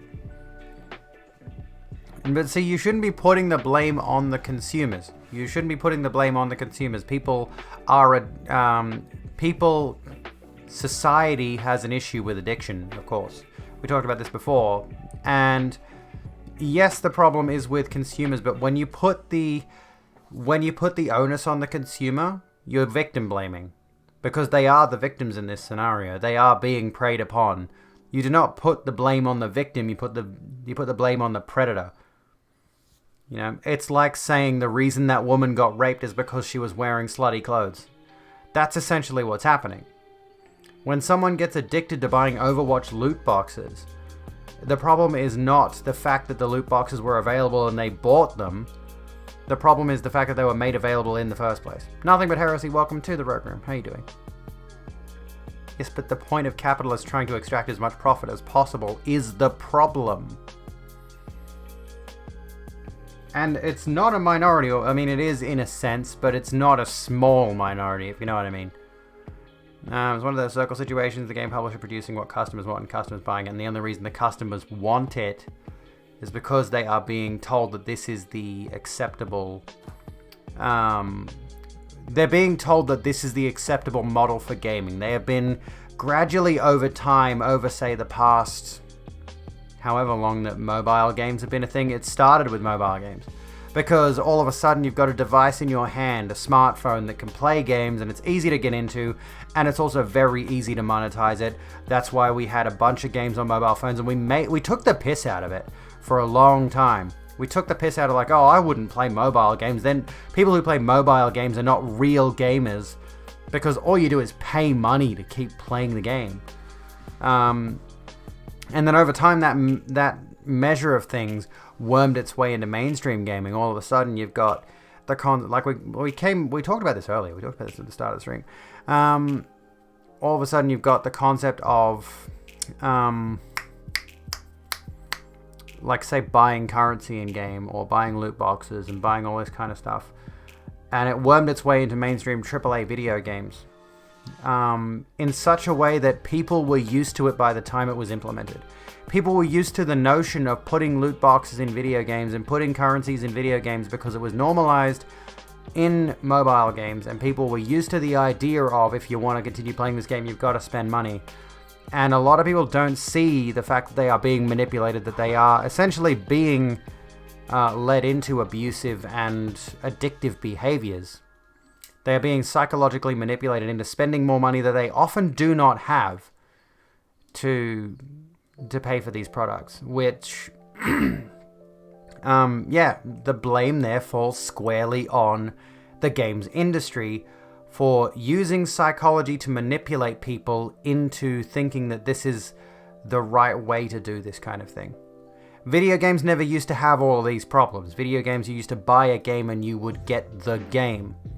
You would just get the game, but over time, our perspective of particularly mainstream video games has shifted dramatically. And now people just expect that kind of thing, and that is squarely on the companies doing it. That is the fault of the companies doing it. It is not the fault of the consumers who are the victims in this scenario. You can't just say to me not to buy those games because I'm already doing the whole individual activism thing. I'm not buying the AAA games. I am the one arguing against them. And an individual not participating in a system doesn't make it disappear. My best friend is vegan. But her being a vegan has not stopped the meat industry from continuing to do exactly what it has done for however long. And yeah, if I could, I wouldn't give capitalists my money, but I need to buy food. Exactly. At the end of the day. It's really not an argument that you're making. You're just defending capitalism, which is not very poggers. It's like saying if you don't know how expensive playing basketball, but even though this is your passion or hobby, then you can't play basketball. You don't like how expensive playing... Yeah, literally. Did I see a message? Oh, hang on. You got to go. Had a neat time. Thank you for hanging out, Elvin. Thanks for saying stuff like that's a great point, making you feel smart. Leave you with this very short but relevant clip. What is it? Karl Marx on video games? Hang on, let's have a gander. By the way, whenever I do episodes of this flavour, a lot of people fire back with, this can apply to a lot more than just video games. Oh, I know. I know what I'm doing.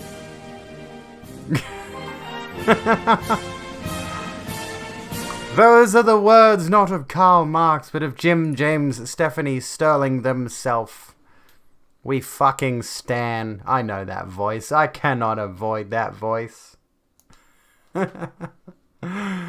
Anyways. Why defend capital? Yeah, that's the thing. Don't lick the boot. The boot's not going to thank you for it. I don't know why you're bothering to play devil's advocate here. The devil doesn't need a legal team. Anyway, hello, Remonique. How you doing? Capo Jameco 69. How you doing? Welcome to the Rogue Room. Sit down, grab a drink, and chill out with us. Be self-efficient, but this government is making it hard to do that. That's the main thing, right? Is I've been thinking about this a lot lately. It's like so many of us are so fucking busy all the fucking time. This is why the fast food industry is able to stay in business. You know, if you have to work, say, 40, 50 hours a week, full-time job, and then you might have some hobbies on the side, or you might have to do this or that with whatever free time you have left over, in addition to sleeping. Say, for example, if I were working a full-time 40-hour-a-week job, I've also got study on top of that. I've also got to somehow take care of my housework on top of that. I've got to be a parent on top of that. The list goes on. What was I going to say at the end of this? Finding the time to prepare a meal is another thing I have to slot into that among all of those things. And a lot of people, when it comes to food, unless you are passionate about cooking, a lot of people are just going to go, well, I can just go down to the shops, grab a microwave meal. I can just go through the McDonald's drive-thru and just skip that process, have some food in my body, and then go on with the rest of all the shit that I've got to get done for the day. And that's entirely a symptom of the society that we've cultivated, ultimately, at the end of the day. Junk food companies should be held responsible for making addictive and unhealthy food. Yes, they should. I'm going to put... So anyway, yeah, second time he's been repetitive. Real purpose. You're allowed to hang out here. You're allowed to be here and all this kind of thing, but you gotta stop just hammering in the same point like we get it. You're not progressing the argument in any reasonable fashion. You're just dragging it out. So it's worth considering. It's like you made your point. We're kind of done with it. I've rebuked it. Move on. You know? They've engineered generations of subconscious subs. Unless the boot is like from Pee-wee's Playhouse, the boot would probably thank you. Well, probably. And yeah, sugar. I've heard from friends and family that have gone to... I'm stimming at the moment. For anyone who's wondering what that clicking is. What was I going to... The slow indoctrination you get used to spending a fuck ton. Afterpay is a bad thing. Don't use it. I just bought this outfit today. It's cute as fuck. I did not need to spend the money on it. Anyway, Gaffadil, how's it going? You love cooking, don't get me wrong, you're addicted to wine, but hey, it keeps you from losing your shit. True. But yeah, I've heard from friends and family that have been to the United States that, like, everything is so laden with sugar over there. Everything. There's a reason America has an obesity crisis. Hello, Texas. How you going? Not judging, seems like a specific and large numbers like that sure is a lot of time. I will appreciate the breather. Yeah. I need a bit of a sabbatical. 3,600 seconds is 1 hour. There we go. Thank you for that information, actually. Addicted to Uncle Festus cooking. Anywho's. We're almost at the end of the stream anyway, but there are, I've been kind of trying to wean myself off sugar in some ways, mostly if I want a sugary drink, I get the sugar-free variant of it or something like that. Sugar and refined carbs are harder to drop than cigarettes ever were. Potato chips are literal bags of crack. I can understand that. And the thing about sugar, though, is like, it's harder to buy cigarettes and alcohol than it is to buy a candy bar, right? You can go into the shop and you can buy a candy bar. It doesn't matter what fucking age you are. A 3-year-old can pick a candy bar up off the shelf and go and hand some money to the cashier. Whereas if you want to buy cigarettes, if you want to buy alcohol, you need to have ID. You need to go through a whole process. It's a little more difficult, and it's a lot easier for someone younger to get addicted to sugar than it is, for an adult, for example, to get into something like cigarettes or smoking, cigarettes or drinking, or whatever else. And we are fed the idea that we need, we're not fed the idea that we need sugar, but we are sold on sugar a lot in our day-to-day lives. It's marketed to us routinely in an almost offensive manner. Dropping soda was one of the best decisions you made years ago. You're still way overweight, but at least you're not sipping literal sugar water anymore. Yeah, I would recommend for anyone who is who wants to drop sugar from their diet and has like drinking your calories is a real thing. It's a very real, very serious thing. Sodas, juices, energy drinks, the list goes on. There's a lot of things, coffees that are just dripping with sugar. Drinking your calories, it's very, very easy to gain a lot of weight just by having, a latte several times a day, a soda, anything else, juice. I would recommend, especially if you're a soda drinker, pick up some of those sparkling water things that have the flavor in them. There's some really great ones at Aldi, like if you're in Australia, I guess. I mean, Aldi exists elsewhere, but I've been to Aldi and I've been to Coles, Woolworths. They've all got a range of sparkling water that has flavor in it, and it's only like 5 calories a serving, right? It's next to nothing. If you want soda, if you want a glass of soda, grab one of those instead.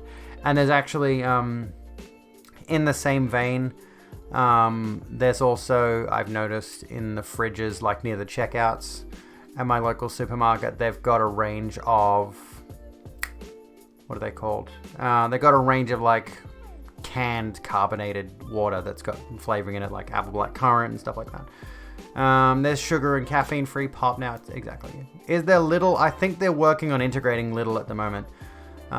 If I'm not mistaken, Lidl is coming to Australia. They might already have one or two around the country, in the same way that they've got like a few Carl's Juniors dotted around Australia as well. So I think they're slowly working on getting it into Australia. Anyway, I am going to run another ad break really quickly. I'm also going to take off for just a second to take a leak. We'll come back because there's another story I want to cover before we go to bed. Anyway.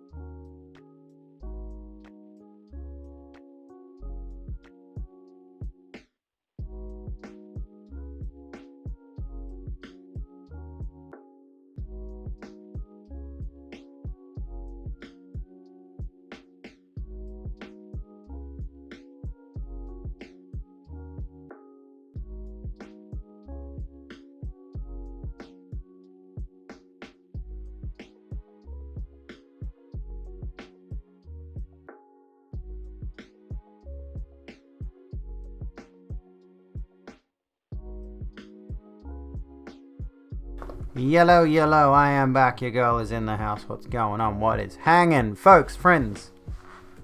What's the dealio? Mates. Lidl never took off in Norway because they didn't want to pay their workforce the same as other stores would pay, so they just sold all their stores to other chains and went tits. Say my name. How's it going? How's it going, folks? If you're a soda drinker, one of the best things you can do is switch to drinking water with a splash of diet cordial in it. There's an idea. Get the sweetness hit, and you can wind back the amount of cordial over time. That's a good idea. That's a good idea. That's probably easier than the alternative. Here's a thing I want to talk about. If you've not already seen this, it's super fucking weird, man. We were going to talk about this last night. Didn't come up. But I want to talk about it now. It's this thing.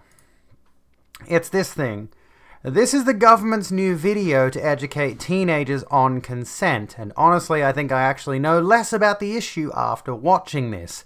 What's going on? There's a full video here. We'll go to the Good Society. We'll go to the full video. Is this it? Where's the actual full video? Show me the full video, you cunt. Is it this one? View page? Where's the full... Did they remove it? Did they remove the fucking video? I think they might have removed the fucking video. 6 minutes. Okay, we'll just watch the clip that's on here. The milkshake. We're doing the milkshake video. We're doing the fucking milkshake video. Yes, we are. Deal with it. They took the video... Of course they did, and you'll see why with this little glimpse of it. Someone's probably uploaded the full thing to YouTube, but anyway. To cross into the action zone, both people must agree. Do you want to try my milkshake? Yes, I do. Is it better than yours? You know, I think I prefer mine. But what happens when one person takes action without an agreement? You do, huh? Well, drink it. Drink it all. What are you doing? Drink it all. This is what we call moving the line. When a person imposes their will on you, it's as if they were moving the yes line over the maybe zone or the end zone, ignoring your rich inner world and violating your individual freedoms and rights. Does any of that make sense to any of you? Because that makes no fucking sense. I mean, I get the point they're making here, but literally none of that makes any fucking sense. It's just, that's dumb. That is the worst analogy I could possibly think of. When will these people realize teens can understand regular human language? Yeah, we don't need that. This is, and we've got some other information that follows up on this. Don't worry. This doesn't end here. This might get back into the religious thing. That's not good. Moving the line is at least disrespectful, at worst abusive. It's just a funny game, Bailey. I know you really like my milkshake. How does a line move make... I get the suspicion that Bailey doesn't like her milkshake. I don't think he does like her milkshake. I don't think he does. You feel? It depends. For instance, some decisions may be more important to you. Break the bitch's nose. So 100%, this is 100 times worse than the HR videos from work, and this is like pulling teeth without anesthesia. Than others. Yeah, this is at 1947. Why the hell are we at the malt shop, right? Like, why are we at the milk bar? What year is this? How is this even relatable to teenagers of this day and age anyway? Are they going to do another video where they're at the arcade and she takes his quarters? Like, what's going on here? Moving the line on should we have pizza for dinner may not upset you as much as moving on, can I touch your butt? Ha ha ha, can I touch your butt? If someone moves the line once, it might not matter to you. But if someone moves the line over and over again, even on small decisions, then you might come to feel very upset. You get the point. You stepped away for a second. We're looking at the milkshake video, which is an Australian government campaign about consent. Trying to teach teenagers consent. Consent is really easy. If somebody gives you an enthusiastic yes, it's a go. If they give you an enthusiastic go fuck yourself, it's a no. It's that. Also, Michael's got a very good point here. Putting the woman as the instigator and the one stepping over the line is almost never the case. That's another bit of that subtle sexism we were talking about earlier. Talking to people as if they're babies that can't hear adult words for fear of offense. Young people will be laughing at this. Very good point there. And there's more to it. It doesn't stop at this little clip here. There's a Guardian article that talks about this more in depth. And there's also this Twitter thread by Amber Schultz. Now, the Milkshake video series cost $3.7 million to make, took up over half the funding allocated to the Respect Matters campaign, was approved by Dan Tahan and Alan Tudge, who have voted for religious policies like the Religious Discrimination Bill and against same-sex marriage, as if you were curious as to why they never explicitly elucidated sexual consent in this regard. $3.7 million dues, indeed. This is the contract I believe was paid to develop the videos. Our Watch said they were consulted during this time. So here's the contract. Gives you a few details. Name Liquid Interactive. In Fortitude Valley. Australian 3.7. We'll have a look at the UK's video. And this is a screenshot from Liquid Interactive's website with an image of the Good Society website. I think it's in there somewhere. I can't spot it, but anyway. A full list of milkshake video revelations revealed how the milkshake videos how the government's milkshake consent video came about. There's a whole article there. I can't read it though. Update: DESE has pulled 2 of the videos, including the milkshake video, following backlash. In response to community and stakeholder feedback, 2 videos have been removed from the Good Society website. The website contains about 350 resources aimed to support teachers and parents to educate students across all age groups about respectful relationships more broadly. The website is designed to be a live and dynamic resource with content added, removed, and modified to ensure it remains current and appropriate. The department will continue to engage with experts to evaluate the materials that appear on the website to ensure they are fit for purpose and reflect current experiences and community issues. Yeah, the government's milk. And here's this Guardian article on the subject. It goes on for a bit. But this might give us some more details that we can go on about. If this is in Australia, you can think of a far more topical, funny, and relatable incident to use for consent. Yeah, I know, crazy, right?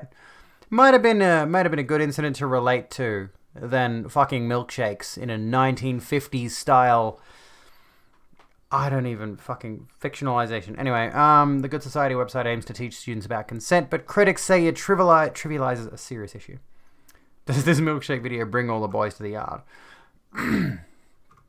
Rape prevention and sexual education experts have criticized the federal government's new consent education campaign, accusing it of creating bizarre videos and spreading misinformation about sex and consent.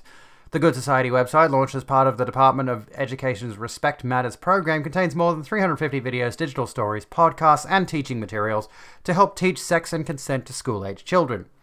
None of the videos aimed at students in years 10 to 12 use the words sex, rape, or assault.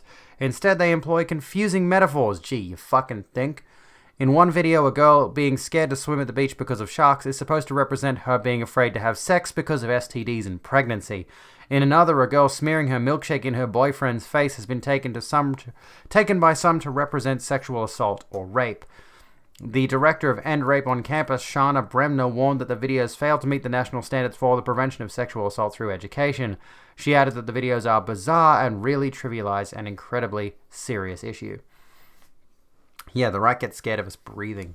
The right one. Is this the right one? The full, what is it? Consent, a cup of tea and consent. Is this the UK's video? So, well, what's this one? So there's 2 of them. There's 2 videos. Which one do I watch this one?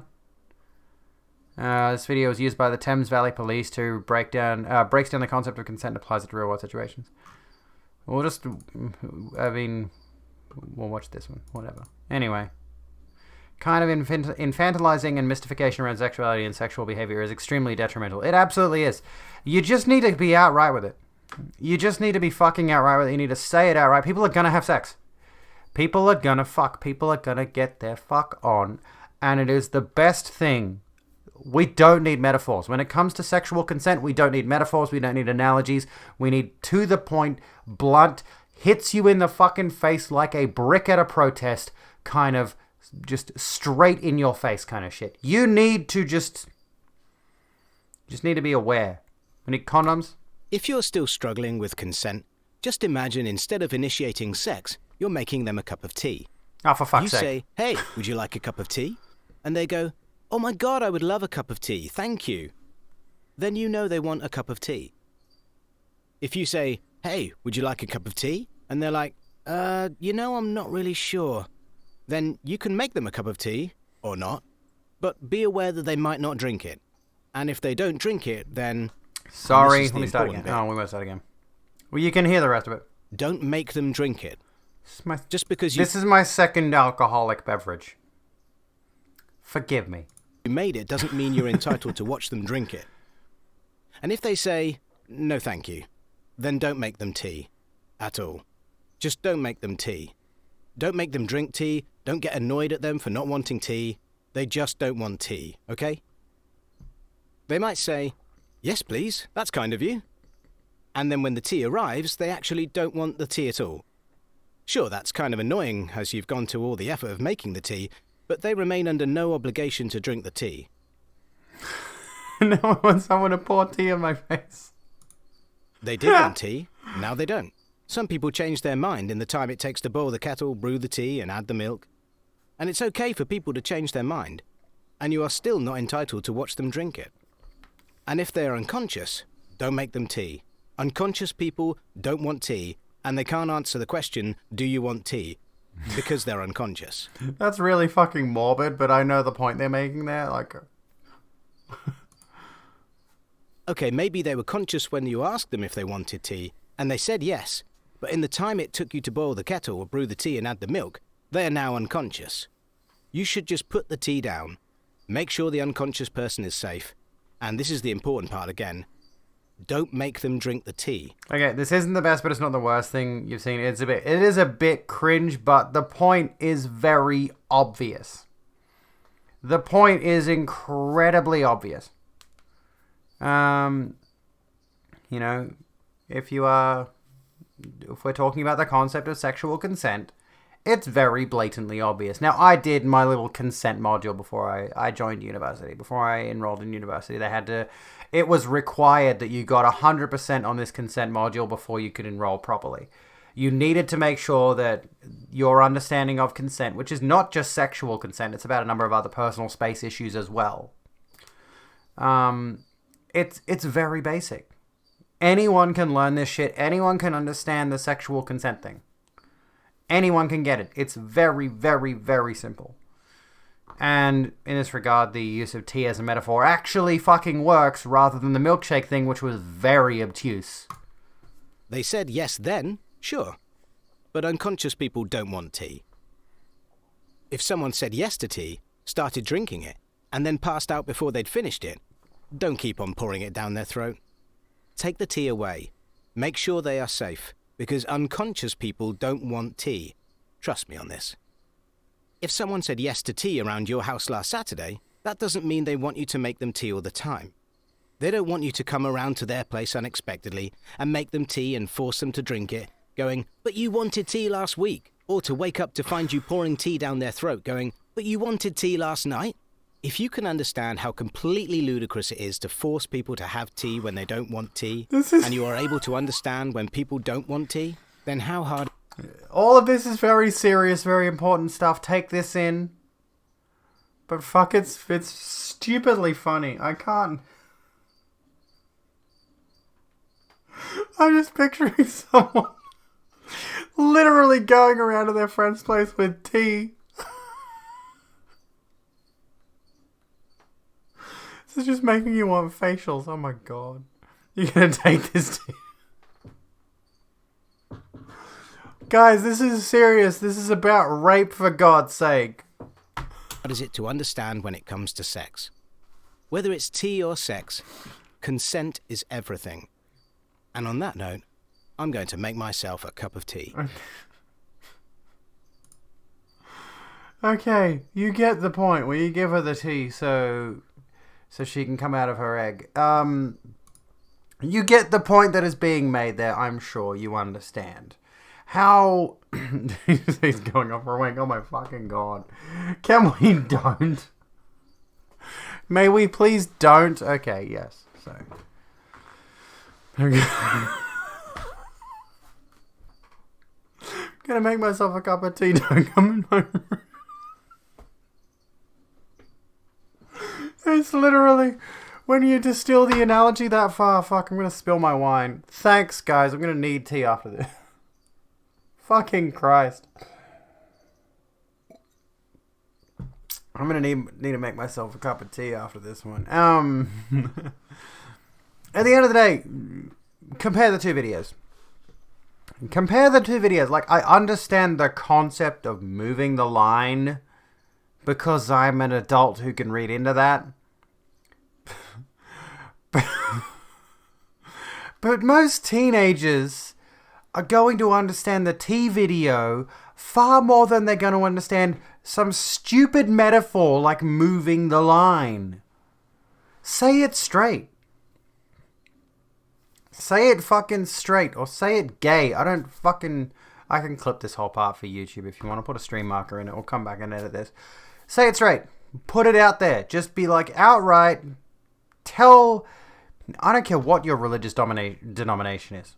That comes back around to this whole thing that it was allegedly funded. The milkshake campaign was allegedly funded by people who have a vested interest in religious politics.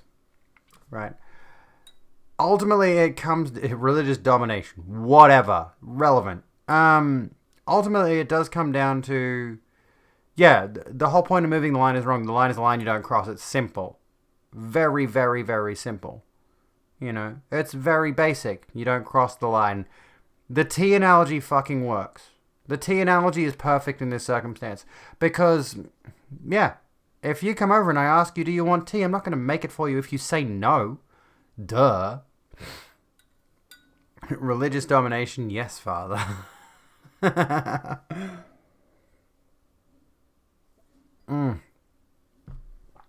You want to show this, the laughing and everything? Okay, I'll try. It's ultimately such a stupid thing because if we go back through the Guardian article, trying to talk about sex without actually talking about sex isn't helpful, she said. We need to be specifically talking about consent in an intimate sexual relationship. Yes, we do. If there are a lot of people, remarkably, I was raised on this shit. I'm aware of what consent is. I understand the concept.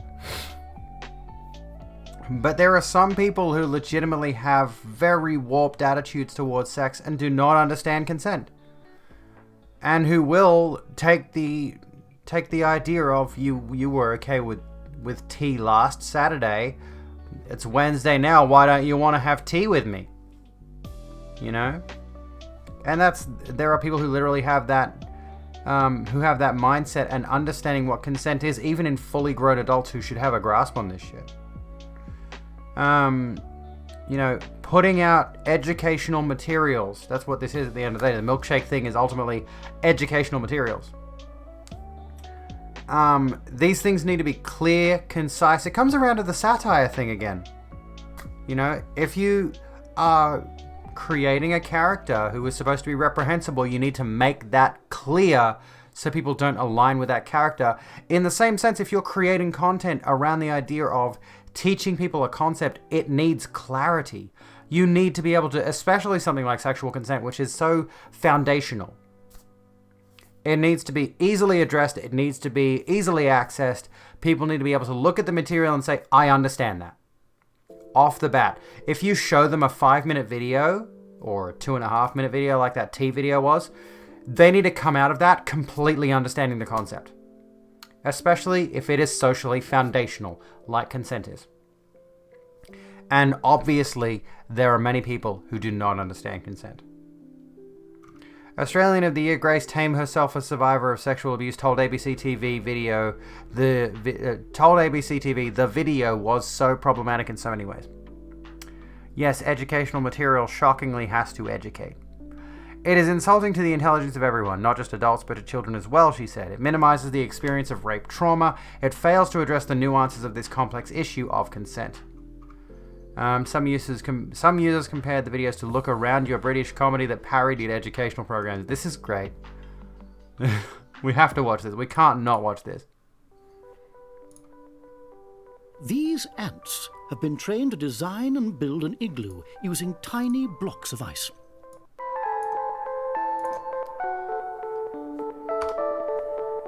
This is great.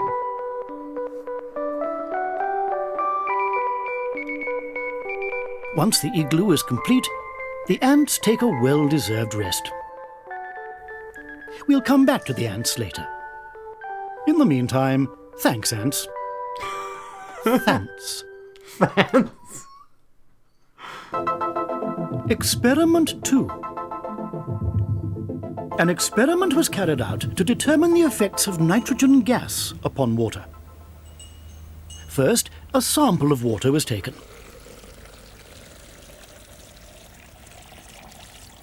Next, a Jane Grey's pipe is fitted to the nozzle of a canister of nitrogen. Antlu. Thanks, ants. Thanks. The Jane Grey is placed in the beaker of water. We're using about 10 pence worth of gas.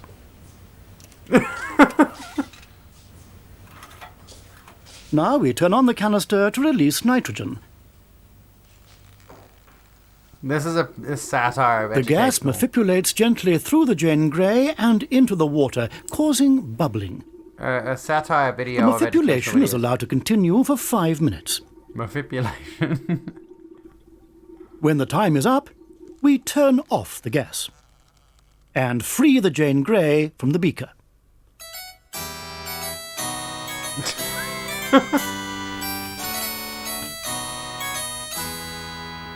Now let's take a look at our water sample. If you look carefully, you'll notice that the water has changed colour from invisible to brown. What we have produced is imbenzylamine nitrotamine, more commonly known as whiskey. Whiskey is a pleasant-tasting, thirst-quenching drink, and it's enjoyed by all. Now let's rejoin the ants and see how they're settling into their igloo. When you go home to manipulate. A change has taken place. The igloo appears to have melted. Perhaps the scientist forgot to turn off a Bunsen. Water, water, what hast thou donest? That's not how you make Bless you, ants. Blance. Oh, for fuck's sake. This is stupid. Back to when animal abuse was allowed in filming, I know. It's atrocious, but fuck.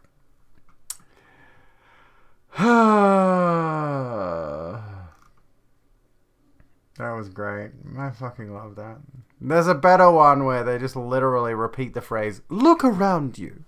Because that used to come up quite a lot in these kind of educational videos. Look around you. It's just dumb.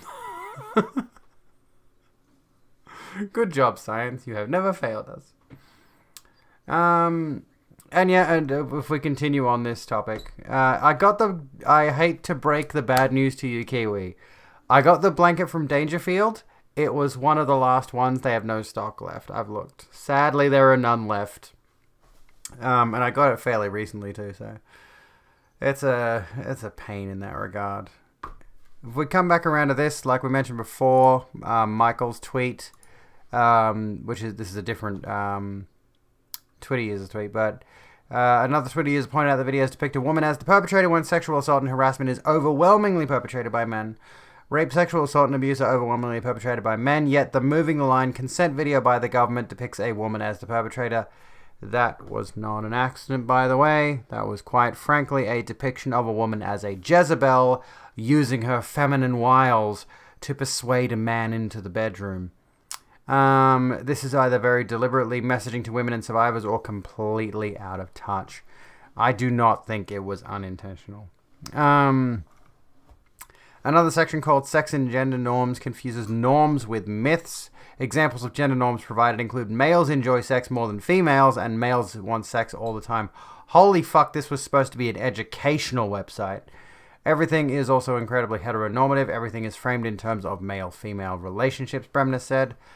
What Let's have a look here. Our Watch clarified in a press release on Friday that Our Watch was consulted between late 2017 and early 2019 when the materials were being developed and provided advice. We have not been asked to use or endorse the materials subsequently. The government needs to actually start speaking to experts, she said. Bremner said.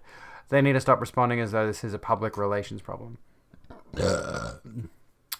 Uni still uses videos like that one to teach, like the milkshake video or like the consent video we watched before. Teachers come through teacher training organizations, and sex and relationships education broadly is not taught, and there is very limited education available for teachers when they are actually in schools, Hendricks said. So having something on a website, particularly when it skirts around the issue of sex, is still not going to have the impact we need in the classroom. Oh, the comedy video at the end, okay. And ultimately that boils down the issue to put it in a very, very simple perspective. My university had a very, very open and queer representative sexual consent course, which, in my opinion, should be the kind of thing that is taught to high schoolers. The way that we went through the consent discussion, the way that the consent situation was largely framed around adults, there was a lot of discussion around, like, being in, say, a bar situation. Let's just say a group of friends go to a bar, and there are two people who are flirting, and one of them gets blackout drunk. Clearly she can't consent kind of thing. You know, tweak a few of the details and then apply that to a more teen-relatable situation. But ultimately, the consent course I went through for uni should be the standard for teaching high schoolers about consent at the end of the day. And that's what that whole situation was. Again, people flagrantly misunderstanding consent for whatever reason. Anyway, you get where I'm getting at with this whole thing. Don't want to fuck all the time. I want wine all the time, but not fuck. I can understand that. I could totally understand that. Oh, goodness gracious me. How's folks doing? It's later than usual. They also can't consent to getting help, so I will leave them laying there. That's one of the issues. Now let's complicate things with consensual non-consent. Oh, fuck. Do we need to do nuance tonight? I don't feel like nuance. I'm going to send you all to Lexi's stream, who's doing Dark Souls, allegedly. And I like Dark Souls, so I just want to go raid someone who's playing Dark Souls because I stan. Do you stan Dark Souls? I stan Dark Souls. It's good shit. Should go to bed. So should I. I'm drunk. I've had wine. I filled up my red wine up to about there. And 1.8 standard drinks of Canadian Club. I've eaten too much today. I'm going to hate myself tomorrow when I have to go and do upper body workout. Get these guns nice and big. I think I'm actually... Am I losing size? I'm losing size. Yeah, my trapezius is much smaller. My biceps are getting smaller. My triceps are not as big. My shoulders are not as big. You can't even, like, see them. I'm so tiny. Estrogen is killing me. Thank you so kindly for hanging out tonight. You've all been absolutely delightful, lovely people. Quite frankly. You have been. I need to get you some music to play us off for the night. More Harris Heller nonsense. Let's put the synthwave sound beats, stream beats, whatever it is on. I will see you tomorrow. Thank you so kindly, folks. That's the scene I wanted. This one. Have a good one. Follow my socials if you have not already. And I'll see ya when I'm looking at ya. Ta-ta, have a good one. I love your faces. You gorgeous people.